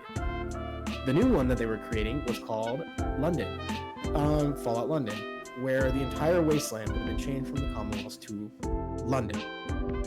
Great idea, refresh for the game, bringing back players, great idea. Bethesda did not like that. Something about it they didn't like. They released a new update and they changed the editing code, or the modding code, or modding key. Sorry, they changed something in the modding key, which allows the modders to create, the stuff that we get to enjoy in our games, like in my Let's Play. When they changed that, it did not allow them to implement this mod into the game. So the mod that they've been working on for, what is it now, 3 years to build? Or 2 years to build? Almost 6 total years. Yeah, okay. Jeez. So since beginning of, since inspiration, it's been about 6 years. Yes, so it's been years that they've been working on this mod. It was going to be basically a brand new game, reskinned over Fallout. Bethesda did not have an issue with it the entire time it was being built and set up, and then when the release date was talked about, they set out an update.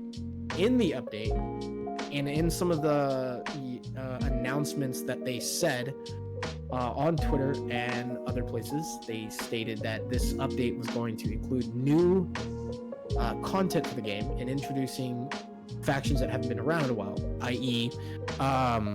the Enclave, which they did a terrible fucking job of bringing the Enclave into the Wasteland again. Very disappointing. They basically said, okay, no, we're not going to allow the mod in. Instead, we're going to give you this. We're going to give you some reskins for some stuff and some texture changes that you don't actually notice, by the way. Because they said that they did some of the retexturing so that everything looks a little cleaner, a little newer, because this game is like a decade old, right? So, which would have been nice, but they didn't do shit that the modding community hadn't already fixed. And when they released the update, all it really did was change the mod key. So modders lost all of their work. And I mean, like somewhere around 65 to 70% of mods do not work on Fallout 4 currently.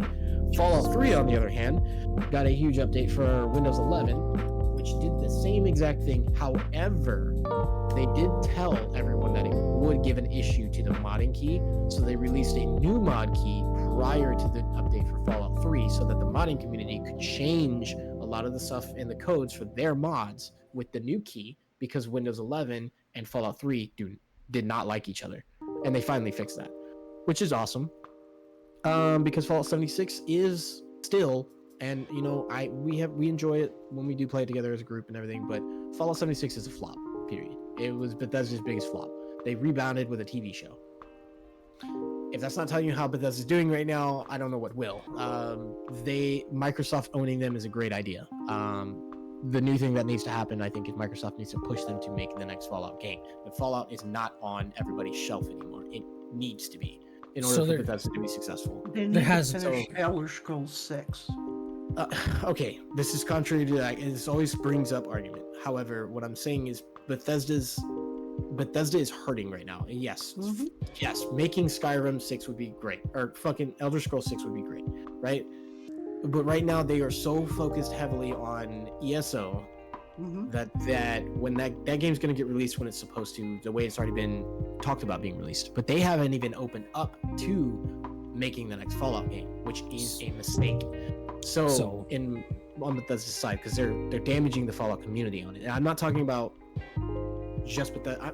I say Bethesda because Bethesda is the face of both of these games, but Fallout has a very what's the word I want to use? A loyal group of dedicated fan base. Yeah, very dedicated fan base. I love Fallout, but I also love Skyrim. I love both of them almost to the same extent. I kind of got Skyrim down, so I've been on Fallout, which is fine. But Fallout 4 was amazing. Fallout 76 flopped hard on the community. But Fallout 76 was Bethesda's attempt at making basically a Fallout version of ESO.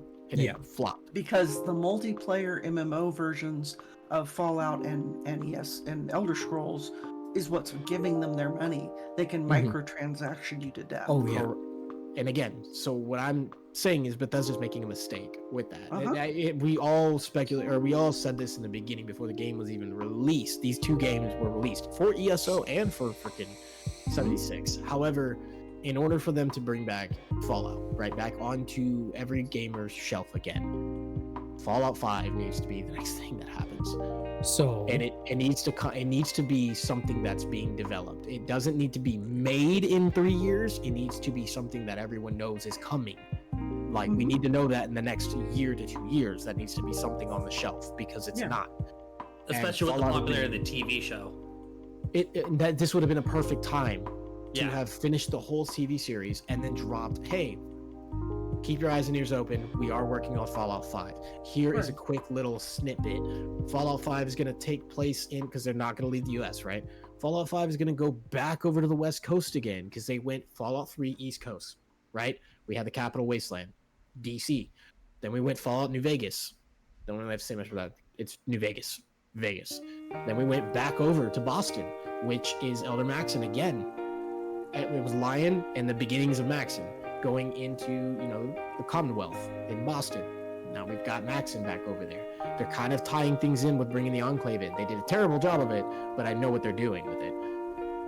We should see something back towards the West Coast again, because the NCR is still strong. So there's a lot of things that needs to go on, and they're not doing it, and they're really failing it. Pacific Northwest. They might, but I don't think they will. I think they're going to push San Diego or Oregon. They need to go California because they need to go towards Voltec, but that's just either way. Anyways, back to like the bread and butter, right? The way they did what they did with this update and everything was they basically shit in our mouths, and then period. Like it's hard to say they didn't when it's blatant in our face. So if I can interject, they are focused on the MMO microtransaction stuff. Yeah, heavily. And they're trying to push the player base over to those games. It's just, we don't want it. It's not going to work. No, we don't want it. Yeah. If I can interject, because I enjoy the MMO portion of Elder Scrolls, I still am very much an RPG. So Fallout, plain solo player Fallout and plain solo player Elder Scrolls. That's both of those need to happen. I mean, we asked for a co-op, not a fucking MMO. Like, Right. Yeah. So, and we've seen the success with single player for a very long time, even with recent. There I am. With recent things like Capcom just came out with a Dragon's Dogma 2. That was a very successful game. It was single player. It had you be able to use pawns and stuff that were created by other players, and I thought that was still a cool thing. And they didn't need to make it multiplayer for it to be a good game. It's a fantastic game. I fucking enjoyed it. I still do from time to time. But if I can kind of just pull back to Fallout a little bit here, they did mention. I was on Instagram and I saw that before they even come out with the Fallout 5, they're going to be coming out with a re-release of New Vegas. A remastering of New Vegas. That's a good idea. That's a great idea. And so that way they can keep the player base, they can keep the story that worked beforehand, and get everybody to taste New Vegas and prep for the newer stuff that comes out for Fallout 5. That's a really good speculation. So I've seen stuff about it. And they said that's what we're gonna get before we get a Fallout 5. Hopefully it does come out before the second season, but at the same time, it comes down to I don't want it rushed. I want it to be good, Correct. and I want it to be fun. So, I mean, all I'm saying is they need to start talking about it. They need to start working through that and 100% tell us, because they don't say shit, and it's just like give us something to look forward to. Yeah. Tell me what the fuck's going down. Like, let me know so that, I don't go start playing fucking Metro or, you know what I mean? Like, yeah. I would love to play a remastered New Vegas because I never played through New Vegas. That's a really good idea. They should remaster Fallout. Yeah. Well, they should do a remaster for freaking Fallout 3, honestly. But that'd be sick. Maybe that might happen later. Who knows? They might do what they did with Halo. Like, have a whole bunch of re-releases and remasters. Master Collection. Well, yeah. Fallout, yeah. Master Chief Fallout Collection. Jesus. But yeah, so unfortunately we see some people making not so great decisions when it comes to responding to gaming community and making new gen changes and then kind of breaking their game in the process. Unfortunately, that just kind of happens with newer updates when it comes to trying to make something new gen without doing a complete remaster of it. So I just, in this one, I hope the community's wrong and they're not shitting in our mouths. I hope what's happening is they made a mistake and they're like, oh shit, okay, stand by, and then they release something like, hey, we figured this out, okay, here you go, now make your freaking Fallout London, but understand Fallout is not in, because like the way they did everything, man, just looks like they were like, no, and then like exactly, it looks sideways. It does. So with all that being said about Fallout, on a positive note, I'm gonna let Dragon take over, and we're gonna be talking about some Diablo 4 as well, because I don't play it a lot I don't at all. But at the same time, it is a very fun game, and it is something that a lot of our community watches Dragon play as well, and actually plays. Yeah. So I'm going to go ahead and pull up the link here that Dragon gave me for these patch notes. That's and the everything. video link for the campfire chat. And then this is the patch notes that I pulled up here. You'll see in a second on the Let me stream. drop the link for that in there. Yeah. Definitely check out the video that they did for the campfire talk for Diablo, so that way you can get a little bit more information if we don't cover anything here. But I'm gonna go ahead and let Dragon take over with the Diablo 4 patch notes. Okay, so starting May 14th at 10 a.m. Pacific, the next update that's pretty much going to rework the whole game will start into effect. It'll start with Season 4, but all the changes for Season 4 will also be in the regular realm. So whether you play the seasons or not, there's a lot of exciting stuff. So the first link I put in is the YouTube video for the campfire chat, which is basically the devs update that gave us more information on what the season is and what changes they made. They Blizzard implemented. I know, right? Implemented a public test realm for Diablo 4, which they hadn't done to date. They have always had one for Diablo 2 and Diablo 3, and they would usually put this new season mechanics in so that when they put out the season, it pretty much worked. they finally decided towards the end of season 3, before season 4 started, that they needed to put out the test realm so they could see what was going to break, since it was such a sweeping set of changes. So patch notes is the second link there in chat. They got a lot of good feedback for the week that they allowed the public test realm. They've implemented a completely new itemization, so the equipment that you get is going to be more specialized to your class. It's going to be more consistent drops for the tier that you're in. So you have world tiers 1 and 2, 3 and 4. So basically you've got normal, hard, torment, and nightmare. That's what we're working with. And the gear that would drop, you'd start getting legendaries, which are better than your regular gear in World Tier 2. And then in World Tier 3 it would introduce Sacred, which is slightly better, and then Ancestral, which is better than that in World Tier 4. But you could still, in World Tier 4, after grinding the bosses, you could still get Sacreds instead of Ancestrals, and you would get item power level rolls that didn't match with the bosses that you're fighting. Interesting. So they've done a standardization so that World Tier 3 drops Sacreds, World Tier 4 drops Ancestrals, and if you're fighting a boss at level 100, the boss is level 100, everything that's going to be dropping is max item level 925. So you're not going to be having to do the grind. They've also simplified the amount of stuff on the items themselves. Rares will now have 2 what they call affixes. So it's there'll be 2 stats. All the legendaries will have 3. So you're not looking at this glut of information where you've got 4 and 5 bits of stats that you're having to juggle. They've also made it more specific to the class. So you have barbarians which use strength, rogues that use dexterity. Right now, the way it sits, the items you get could have dexterity on it, and I'm a barbarian, I don't need dexterity. So they fixed it. They've been working on this for a long time. Yeah, they have. It's really gonna level things out. It's gonna make things easier for people to do the builds they want instead of having to go directly to a meta build.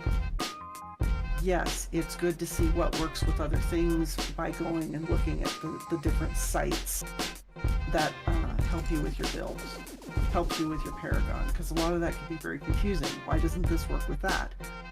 But this is also, the way they've got it all set up, is going to help you build your own.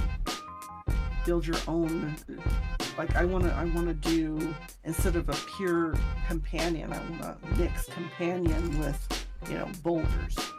And there'll be a way with the different aspects, which is the legendary powers and the affixes, and you can adjust them as needed. So they've put in a new crafting system. Right now, you can just upgrade what you've got and just makes it better. It gives you little boosts in the stats that are already there. You were saying, Arcanine? No, something? Okay. No, I was processing everything because I haven't played the game, so I'm processing things and I'm looking at stuff for the game as you're saying it, so that I can understand what you're talking about. I'm sorry. You're all good. I'm not very good at this. Sorry. You're doing fantastic. Yeah, you're doing great. Just keep going. Go. Okay. They've implemented a crafting system that's got a couple of different tiers. You have your regular upgrades, which takes your stats and the affixes, which is the extra stuff, and it makes it a little bit better as you go up in material and tiers. And then they have the masterworking, which you have what they call a greater affix that is an even more uber affix. So like say you have, let's see if I can come up with the right, I don't even know if I can come up with the correct example that would make sense to anybody else.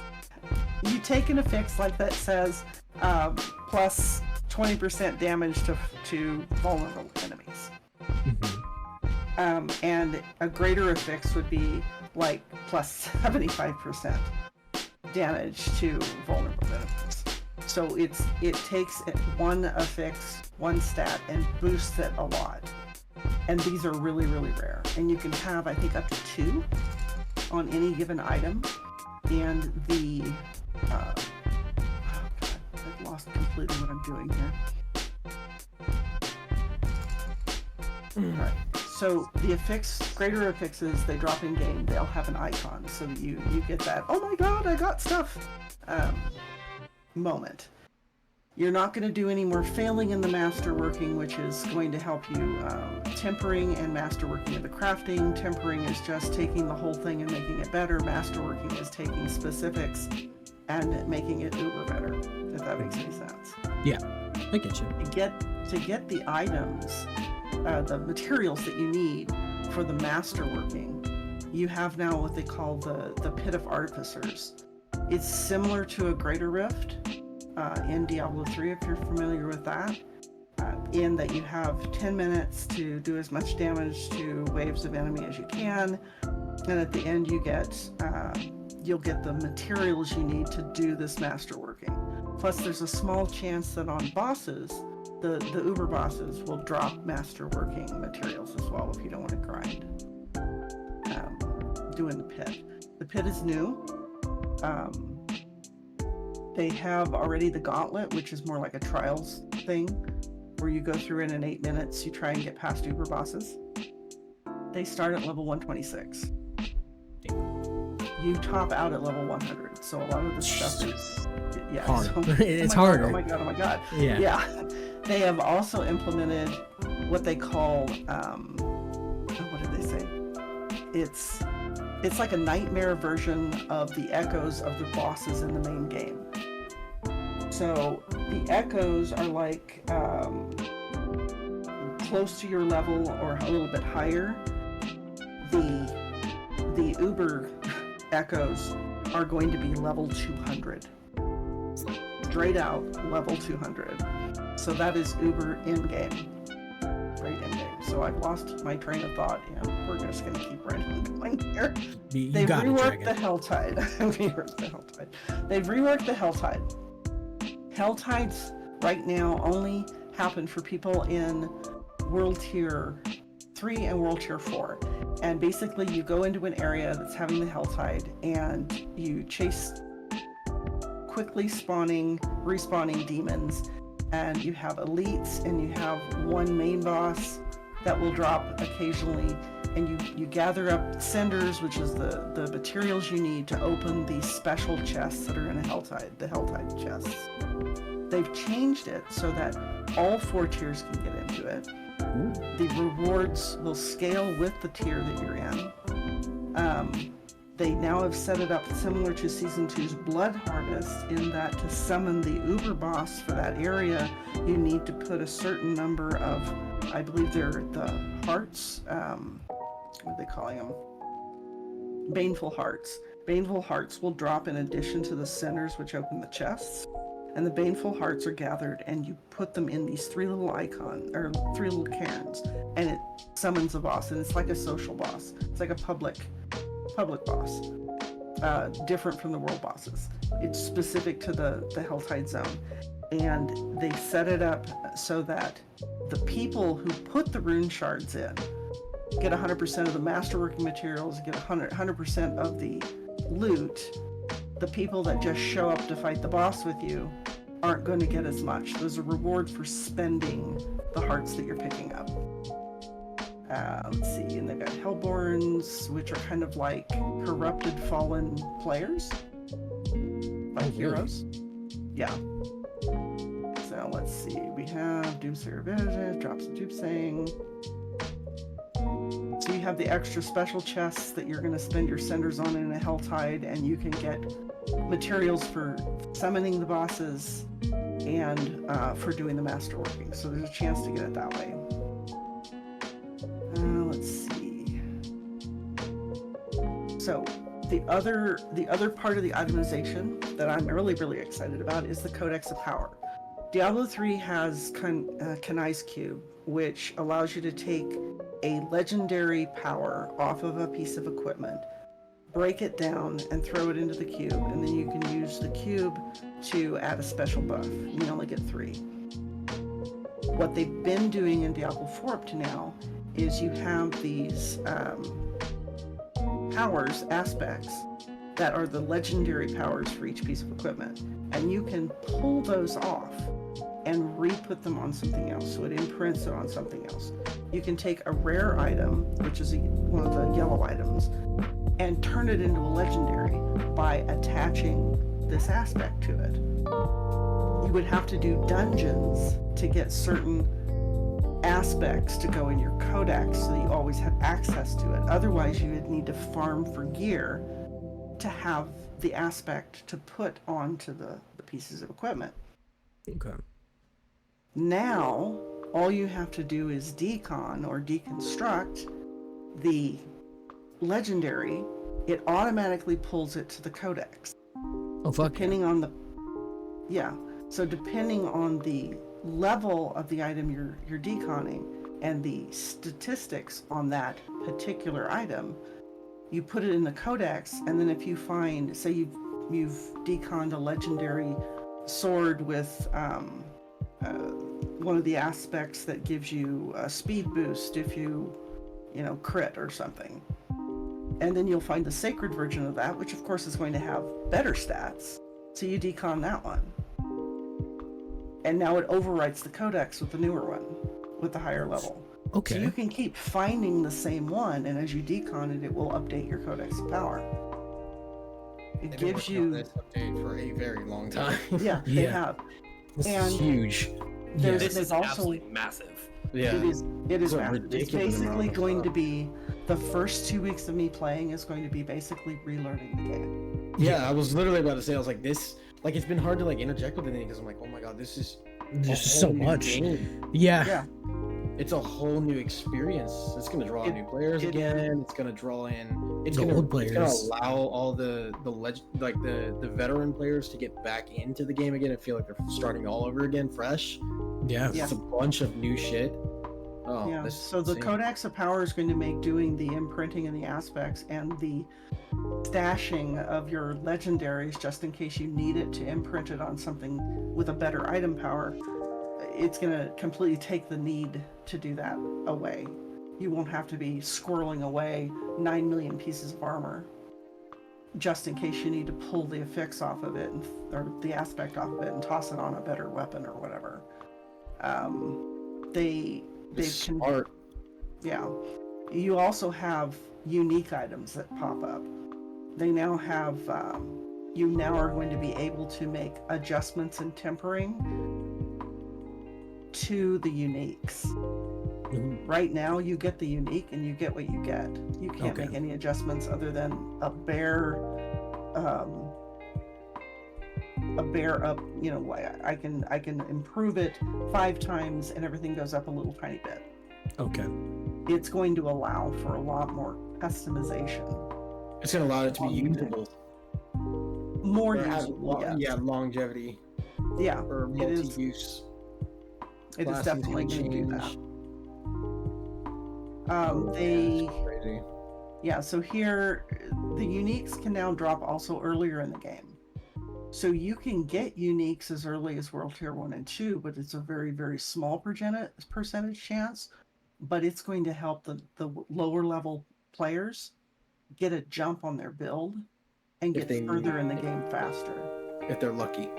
J-Man said, nah, I have off the first day of the new season, so I'll have you caught up in about a week. Thanks, and I know, right? I'll be power leveled and build it up, and I'll be all over that, but I won't understand it. Should I'm be a just beefed simply up gonna beer. try. I figure my first 2 streams into the new season will be all solo, just so that I can Well, it'd be smart, break yeah. stuff, Yeah. and then I'll start bringing, because otherwise I'm not going to know the answers to the questions if I'm not doing it. Uber uniques can start dropping from monster level 55, and they will drop at 925 item power. That means you're going to start seeing them in what? World Tier 3, Jamin? Is about where monster level 55 shows up. Power The power leveling will level. be the first day, the rest of the week will be explaining. Right? Now that you're here, let's figure out what your buttons do. So, and they've also adjusted the amount of experience you get in the different tiers. I don't remember what they said the updates were to that. There's some UI stuff.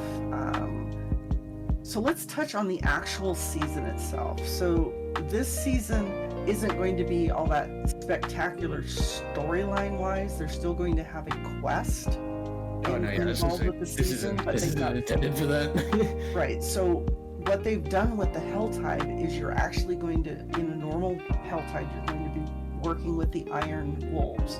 The Iron Have a great Wolves night, showed J-Man. up in both Night J-Man, in Big both dog. Diablo 2 and in Diablo 3, part of the Act 2 Chaldean stuff. Yeah, dude, where you Fallout see 2 was my shit. I loved that game.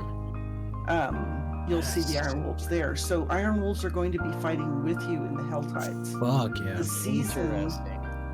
is going to have you getting reputation with the Iron Wolves, kind of like you did with the Hunter's Acclaim in season 2 Yeah. of Blood Harvest. It's going to work the same. So Okay. you'll go out, you'll fight the Helltides with the Iron Wolves, you'll get acclaim, and you'll get Build treats. reputation. Goodies. Yeah, Yeah. build a reputation with them. But the Iron Wolves in the Helltides, that's permanent. So the That's season itself is just got a slightly separate storyline to help Reintroducing it. reinforce that. Yeah, they're reintroducing it into the game so they can start building off of it. That's a good way to do it. A lot of games just fucking try to do it all at once. That's really smart to be like, here's a taste of what's coming. And you get, you'll start getting threat as well. The more Okay. you kill, the more pissed off they're going to get, and the more stuff shows up. I like that. It's I like kind of that a lot. crazy though too, because like the Diablo's never disappointed, right? In 4 games, in 4 major titles with long content updating and creating, Diablo has never failed to like, you know, keep us engaged. Like it's never disappointed. So to see them actually doing updates like this massive, that's Yeah. new. That's insane. They're planning something massive with this then. Yeah. 'Cause I mean, Yeah. I know they're gonna do a Diablo 5, but that's gonna be like a long time from now. So A this long is time.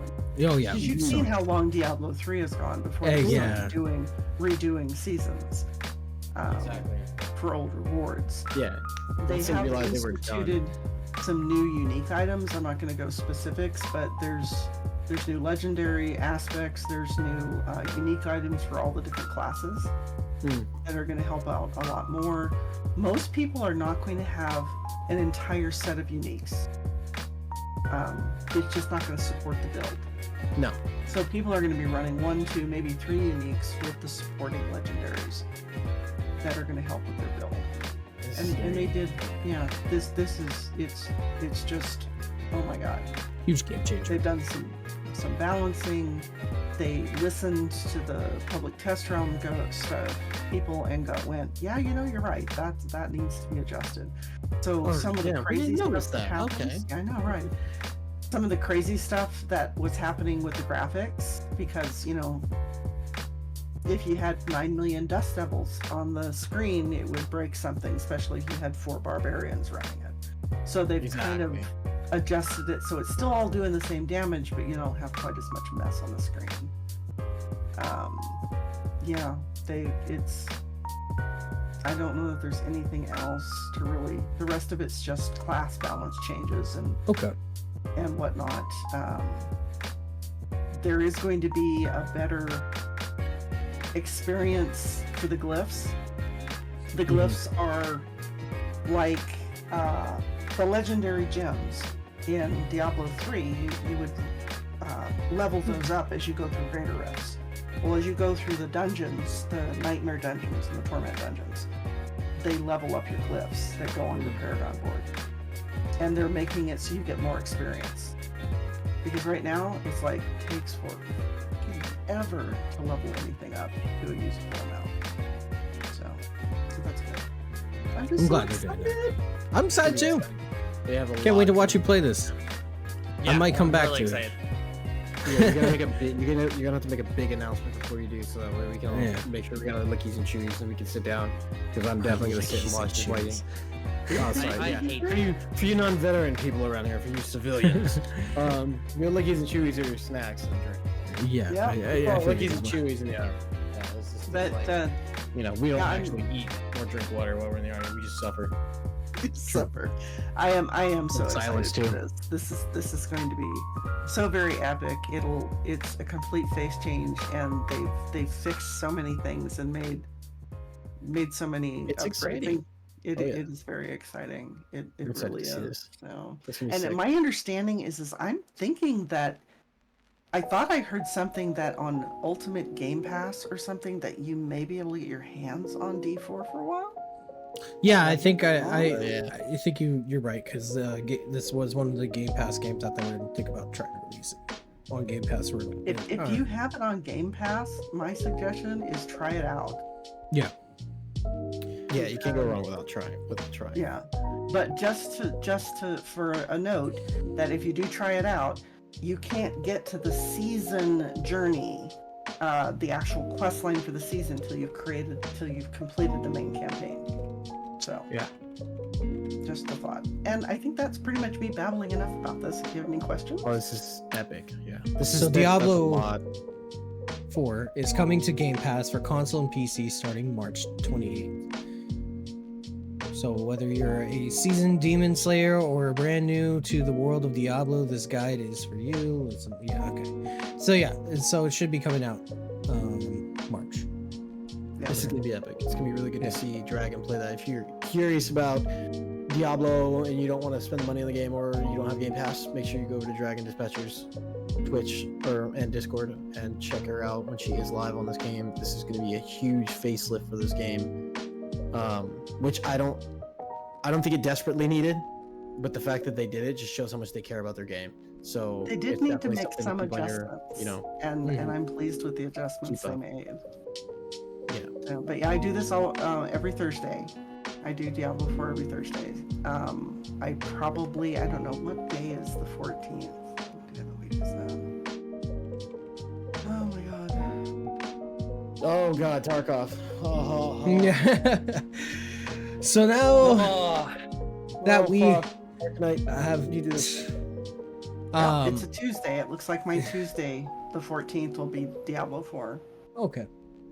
I'm definitely gonna have to try and give it another shot. This definitely looks like a big update that's gonna be able to help a lot of new players and old players get back into the game. And it looks like Blizzard's finally fucking listening to some of their community. So Yeah, they- thank A portion of one of their communities. yeah, a portion.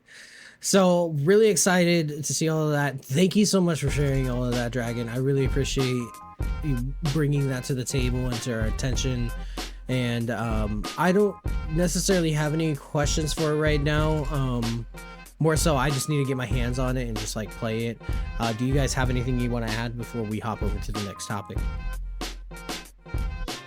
Make sure you go over to Dragon Dispatches when she's streaming this so you can see that update live and see the new face of Diablo. It's a beautiful game, and it's been a game that's never disappointed, so it's definitely worth checking out. Definitely. Check it out through her, for sure. Thank you. Of course. On to more aggressive topics.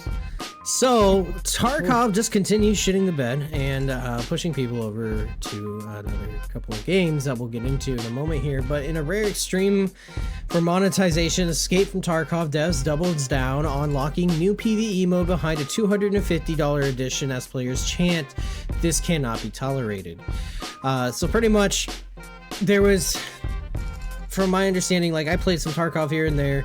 I enjoyed the fuck out of the game for what it was, and like when I heard about this, it was just really fucking disappointing to hear that, because there was also a version of Tarkov that you could buy where you had access to future DLC, but now they're kind of like backstepping. They even modified some of the description for the versions that you bought to take out that you would have access to future DLC as well, and they are just sticking to their guns, no pun intended, to be able to extremely overcharge for a certain game mode and other things in the game. One of those things was just like something that was ripped out of I can't remember like if it was another game, or it was just basically a mesh that they didn't even bother changing and didn't give credit to the people that created that knife. Nope. And they took some heat for it. Yeah. So Didn't care. we're seeing this weird trend. I kind of saw it when the GTA CEO guy, or the CEO of Rockstar, was talking about trying to up the game to $100, and I could just hear the wolves growling in the forest, getting ready to pounce on, trying to make their games a lot more expensive. You even see Ubisoft trying to block a mission behind a paywall as well. For like a Jabba Hutt mission for the Bounty Hunter Star Wars game is too. But back to Tarkov though, I will let Earthbound and Arcanite kind of talk a little bit more about it. Where to really begin? Yeah, I was about to say where to start, dude. Like, so beyond upsetting. Upsetting. Oh, absolutely. Especially as somebody who has the EOD version. I have it too. I got it with Great One. Yeah, so when this game first started coming out, they had an EOD version where they basically promised access to all future updates, DLC, everything, no matter what, because you were an early supporter. And they charged $100 USD for it. And I happily dropped that $100 because I'm like, this game is great. It's worth it. It looks polished. It was new at the time. Well, back then, the creating team and everything were actually dedicated. They seemed like good people. Yeah, they seemed like good people that cared about the game. From there, they basically couldn't keep up with their fame. They started bringing in third-party developers and stuff like that, so the codes turned into spaghetti. I honestly, I gave up on the game. Yeah, I gave up on the game about a good solid year ago, because it just was going to shit. But I was reading about this new PvE version, co-op PvE, and I was excited because I have the EOD version. I was going to be able to get it, and then turn around and there's suddenly an unheard edition dropping at 250 American dollars, and which not only includes things like even a bigger container. This version will allow you to have your friends join you mid-raid. It has the co-op PvE and everything else. And the EOD guys aren't getting access to it for at minimum of 1 year after this unheard edition gets access to it. Yeah, and the edition that they're dropping to it wasn't even on their map. On their release maps or anything. It's just something they were just like, you know what? Fuck it, we're gonna do this. And I think it might have an answer to do with the single player Tarkov. Yes. Because that's been a big fight too, because a lot of Tarkov players were like, oh, I need something a little bit more chill, so the modding community made single player Tarkov, which is what this is, essentially. Just not $250. It's fucking free to anyone because it's a mod. But this is excessively upsetting because you're already spending so much money on it to support a game, and they're gonna charge you $250 more. So now you're spending anywhere between $300 to $400 on this game, and the only thing you're really getting is PvP and PvE. That's it. You're not getting, because it doesn't matter how much stuff you have, how much space you have. That doesn't matter, honestly, right? Because when you get your setups, how many subs do you honestly build? Like, right? When I had my shit, 3 or 4 max. Yeah, I had like 3 or 4, and I still had a shitload of space underneath where I would store all my shit so I could go through it, break it down, and sell what I wanted to sell. So it didn't really matter because there's also resets. So you never really cared about space. You cared about prioritizing what you had. So you'd only keep what you needed, which kept the game competitive at a certain degree for what the game is. Not a competitive like leaderboards, but there's a different style of competitive when you come to games like this.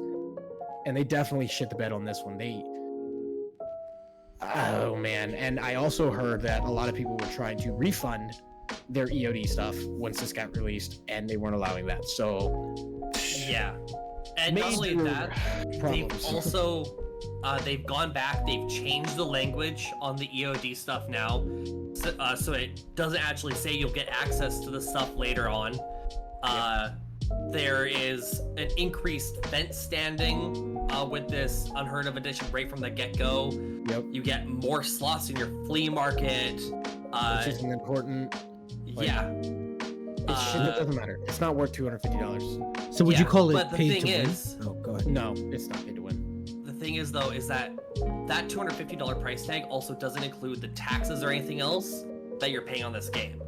I have literally gone to the checkout here on their official website. After taxes and everything else, it's $330 American to get this game. To get To PvE. get this version of this game. Yeah, to hear me out. You're not paying for Tarkov. You're paying for single player Tarkov. You're paying $350 for single player Tarkov.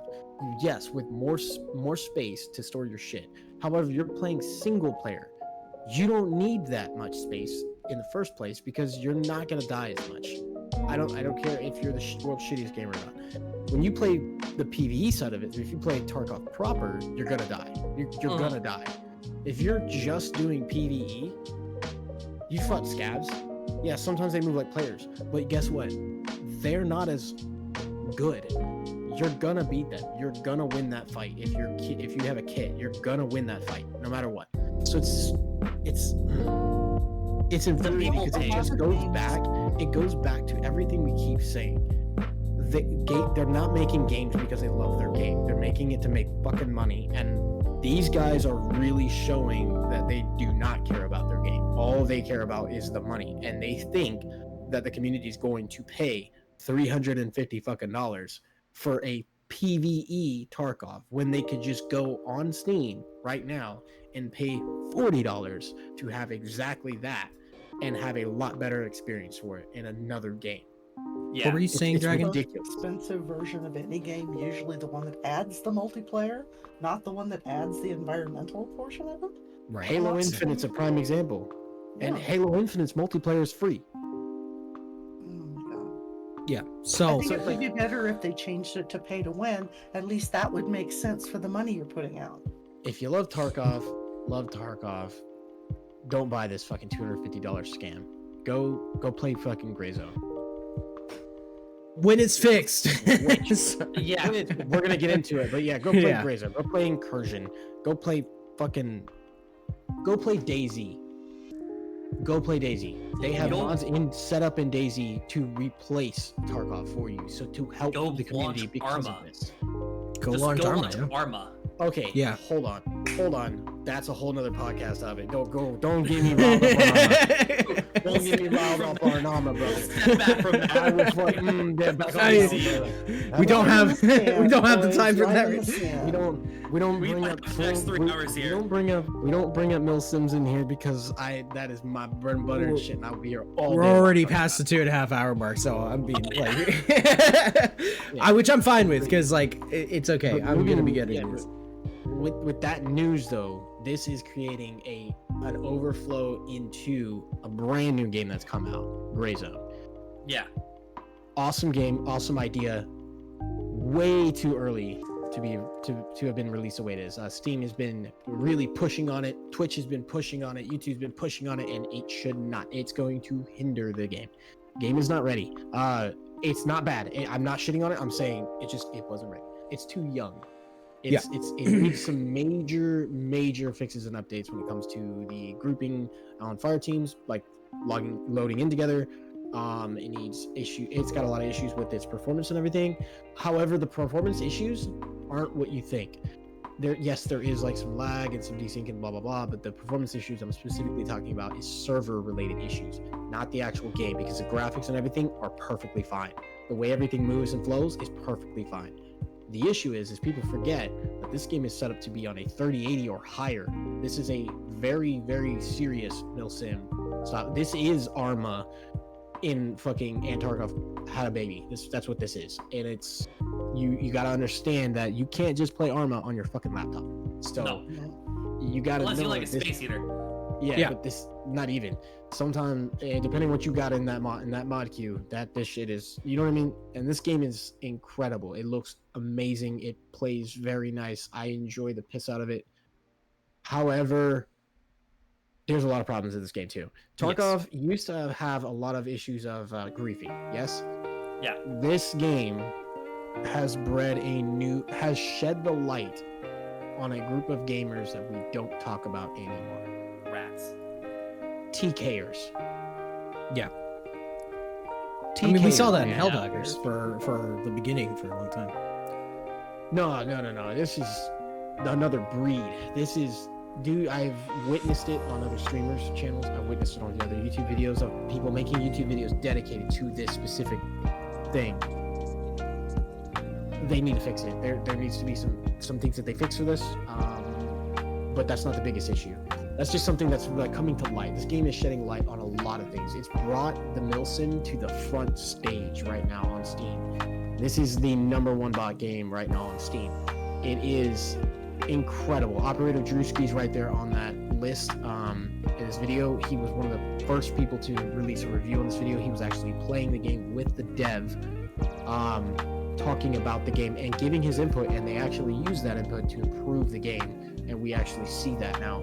All the actual equipment in the game is real equipment. So you're running an actual EOTech, you're running actual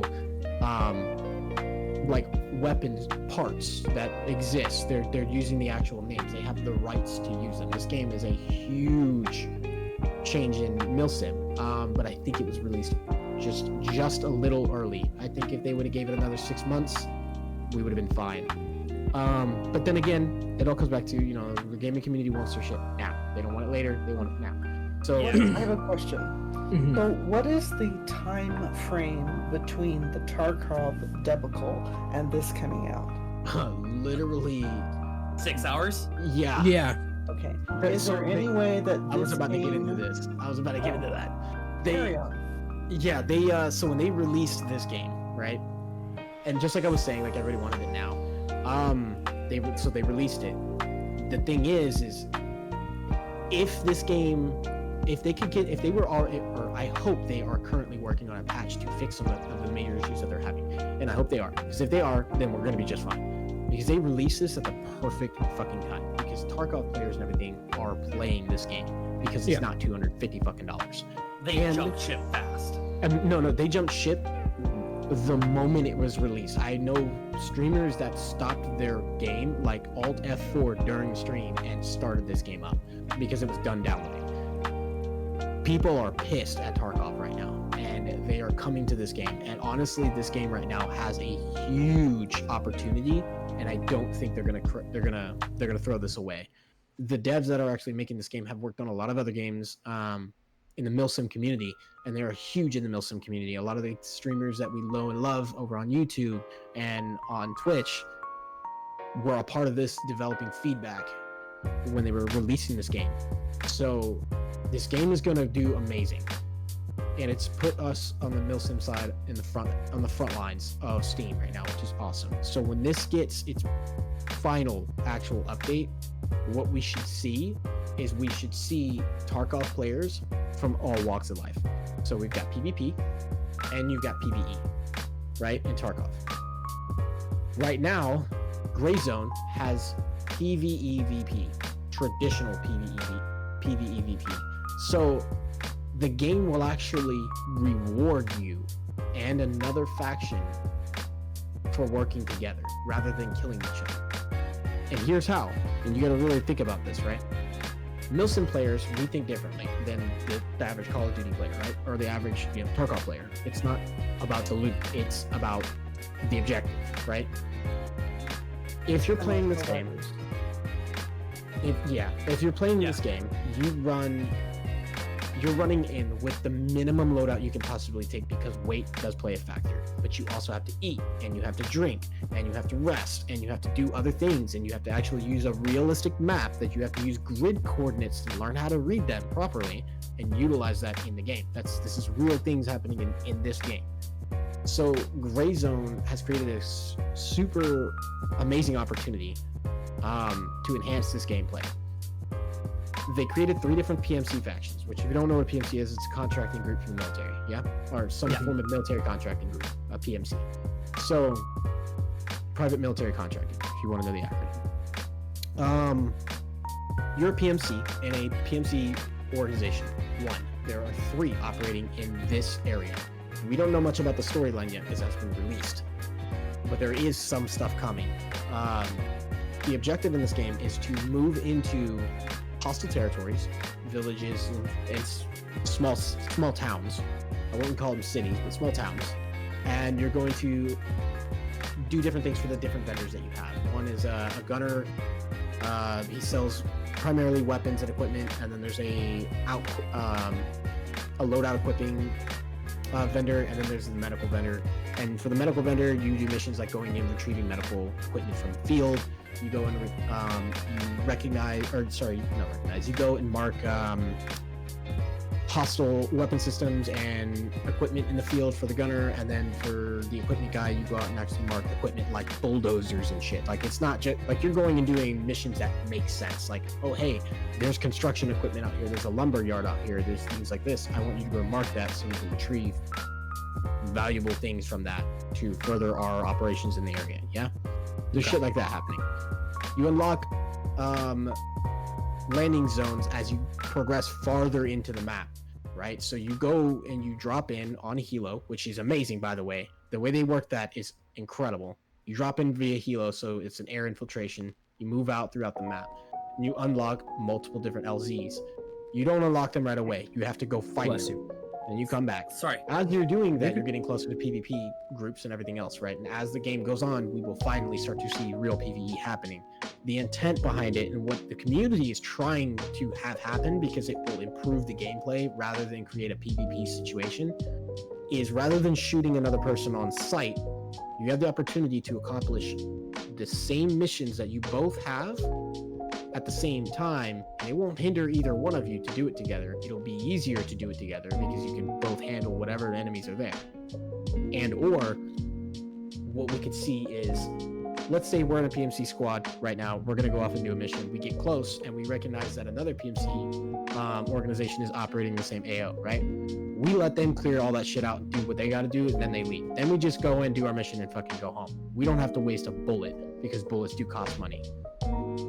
There is a lot of opportunity for this game to be incredibly good, and the community is actually handling TKers and the negative PvP side of every game. They're handling that very well by a firing squad within the game. Okay. You need to define the TKers for the people out there that don't know what you're talking about. TKers are team killers. If you don't know what a TKer is, then it's a team killer. If you haven't played like Battlefield, or if you haven't played any form of milsim stuff. Oh yeah, I know. I gotta see the book. Since we're running out of time, so let me. This game is dope. It's replacing Tarkov, and it's doing a good job of it. So I do want to address some things before we start running out of time. I'm sorry. We're almost at the 3-hour mark. Yeah, we're almost at the 3-hour mark. Go to Great One's stream. Watch this one of Vodzo. He did stream Gray Zone earlier today. I did do a shout out for Great One earlier. This game's not ready. Don't waste your money yet. In my opinion, it is a fun game. If you do want to spend the money, want to milsim, and you're fucking tired of Tarkov, go to this game. That's fine. But in my opinion, for people like me that don't have money to spend, save your money, wait another couple months before you go ahead and purchase it. Just because I had experienced problems with trying to group up with other people and even start a game, I just fucking got a refund for it. I'm not saying it's a bad game. It's just not ready yet. It's not ready. We also had a problem with Great One. I think getting stuck in somewhere. He couldn't really get out. He couldn't nade himself. He couldn't do shit. He couldn't have his buddy pick up the stuff from his dead body to be able to take it to the store or anything. There's no insurance in the game yet built in as well, so if you lose shit, it's gone. I fucking think that's stupid. I think there needs to be insurance, but that's just because it's a buggy game. If they fix their bugs, sure, don't need insurance. But I understand why they don't have it, to make it a little bit more difficult and a little bit more like stressful when you're out there doing the fights and not be as reckless. But when it comes to this kind of stuff where it's early access and everything, I think maybe just implement some way of getting your gear back, or filing a ticket to be like, hey, this is what happened, here's a video of what happened, and can I please just get my stuff back, or could you give me some tokens or something so I can buy it back from the store. Just because it's still a really early access game. It is very early access.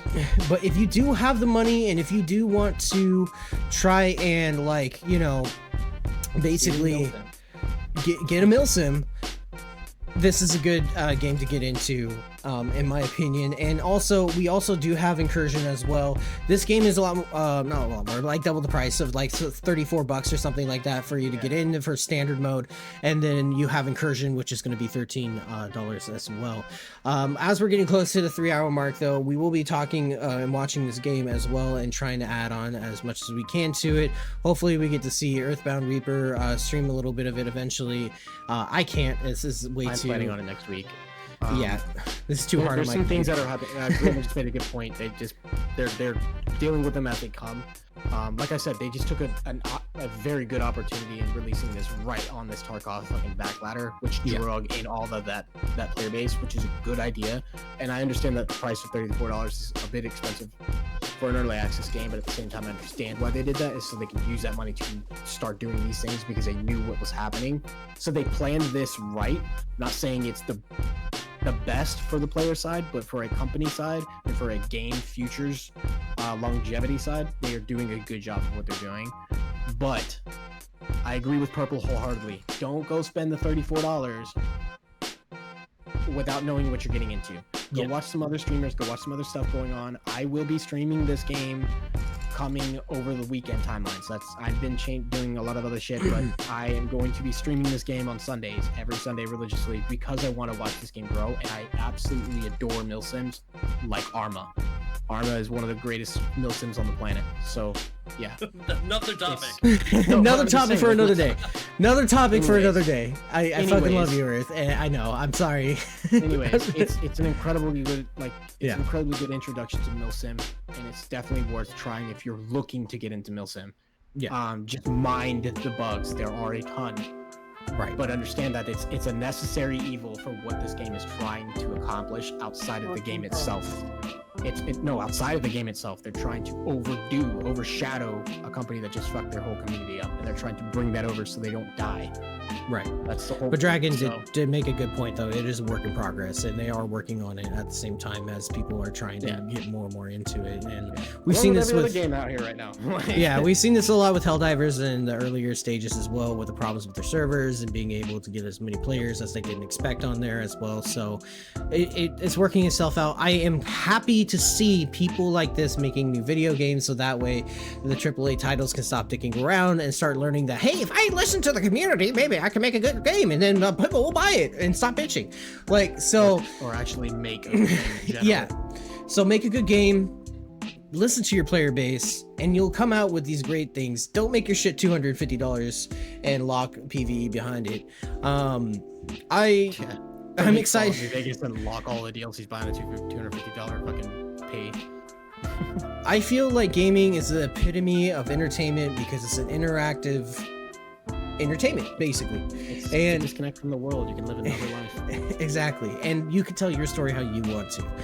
The more fun the game, the better the community. The better the community, the more money you'll make. The easier it'll be to go out, do microtransactions just to be able to make people have cooler shit that looks cool. That's not necessarily pay to win. We're seeing that fad start coming in with Helldivers, and hopefully they'll be able to learn from that too. So I am happy to see that they release this. I'm sad that it was super buggy for me. I don't have the money to spend on stuff like this if I can't necessarily stream it. We talked about that earlier, great one about the EOD owners and stuff. And by the way, since we're kind of wrapping things up, I'm sorry guys, I don't mean to interrupt any of you guys. I know you guys got a lot of thoughts about all of this stuff, but pretty much if you did miss anything in the podcast, we do have things available in YouTube. I do post up the Let 'em Bake episodes in YouTube whenever I can. Something like this where an episode kind of went on for I'm gonna publish this on Twitch. I'm gonna put this into several parts because this was a big episode. We had a lot to cover because a lot happened, and I'm perfectly happy to do so. But I usually try to get it out. Send it to me, and I might edit it for him. Keep it up. So yeah, so keep your eyes out and pretty much just check out the YouTube whenever you can. I do post as much as I can on there when I am available. We're going to be getting more videos. On that ending note, tomorrow we're going to be able to start doing a playthrough of Baldur's Gate 3 between Dragon Dispatcher, Earthbound Reaper, and Perfecta and I. Those will be posted on YouTube. Also, my playthrough with Dragon will also be posted on YouTube as well. And this Saturday, we're going to be starting our D&D campaign. Please be there to watch it. Understand that you're going to be watching what's on my screen. Do not tell these players what's going on, otherwise that kind of ruins the story for them and for other people that are watching. Yeah, if you don't know, I will not be streaming Saturdays due to this reason. Because I love you guys, chat, I love you guys, but I do know that a lot of you guys don't necessarily always understand that you might be doing something that will hinder what's going on. So in light of that knowledge, I'm going to not be streaming while we do D&D. I will be solely on Purple Doughboy's channel for that. Right. Keep that in mind, because I don't want that problem, and I will not be modding his channel while I'm there. So don't do bad shit, because somebody will come in there. Players won't be able to watch the stream, but yeah. Go ahead, Arcanite, what were you saying? I'll also be hanging out in the chat on and off to be able to moderate that chat for you. That way we don't have spoilers going in the chat. Right. So we'll keep that all to minimum. And keep in mind, this isn't going to be as interactive with the chat as much as it's going to be a show. So it's going to be, you guys are going to be coming along with us and tuning into each episode like, holy shit, that just happened. That's a cliffhanger. What's going to happen next week on Saturday kind of thing. So keep that in mind. Get your lickies and chewies, get your blankie, come sit down, snuggle up, watch shit, because I would be doing the same shit. So right. As always, I do appreciate all of you. I appreciate Arcanite, I appreciate Dragon, and Earthbound being here tonight. You guys give out so much information. You're fucking lovely people. I just love having you around, and thank you for the time that you spend on the research that you guys do before coming into these episodes. If there is anything that you guys feel that we missed or that we should be adding into any of these podcasts, please let me know in the Discord. If you do want to be a part of the podcast too, please go ahead and go into the Discord and let me know, or DM me. If there's a specific topic that you want to cover, please, you got to reach out to me. Otherwise, I can't really just have people dropping in out of nowhere. Then kind of, because we try to rehearse this as much as we can for you guys, so that way, you know, we try and get through as much as we can with the little time that we have. But at the same time, I do appreciate all of you. If there's anything that you guys want to add before we end, please feel free to add it right now. Go outside and touch grass. Don't do that. You're a real gamer. Don't do that. Shit in your shit bucket. Do what you gotta do. Daylight, no. Don't leave your gaming chair. You'd be a real man. Shit in your bucket. Oh my god. Sponsored by adult diapers. Depends. God And Dubby. And Dubby. Jesus Christ. No jitters. Now play that outro. Okay. Thanks again, guys. I hope you have a great rest of your night. We'll see you next time tomorrow at 6 p.m. Pacific time. Don't forget your shit bucket.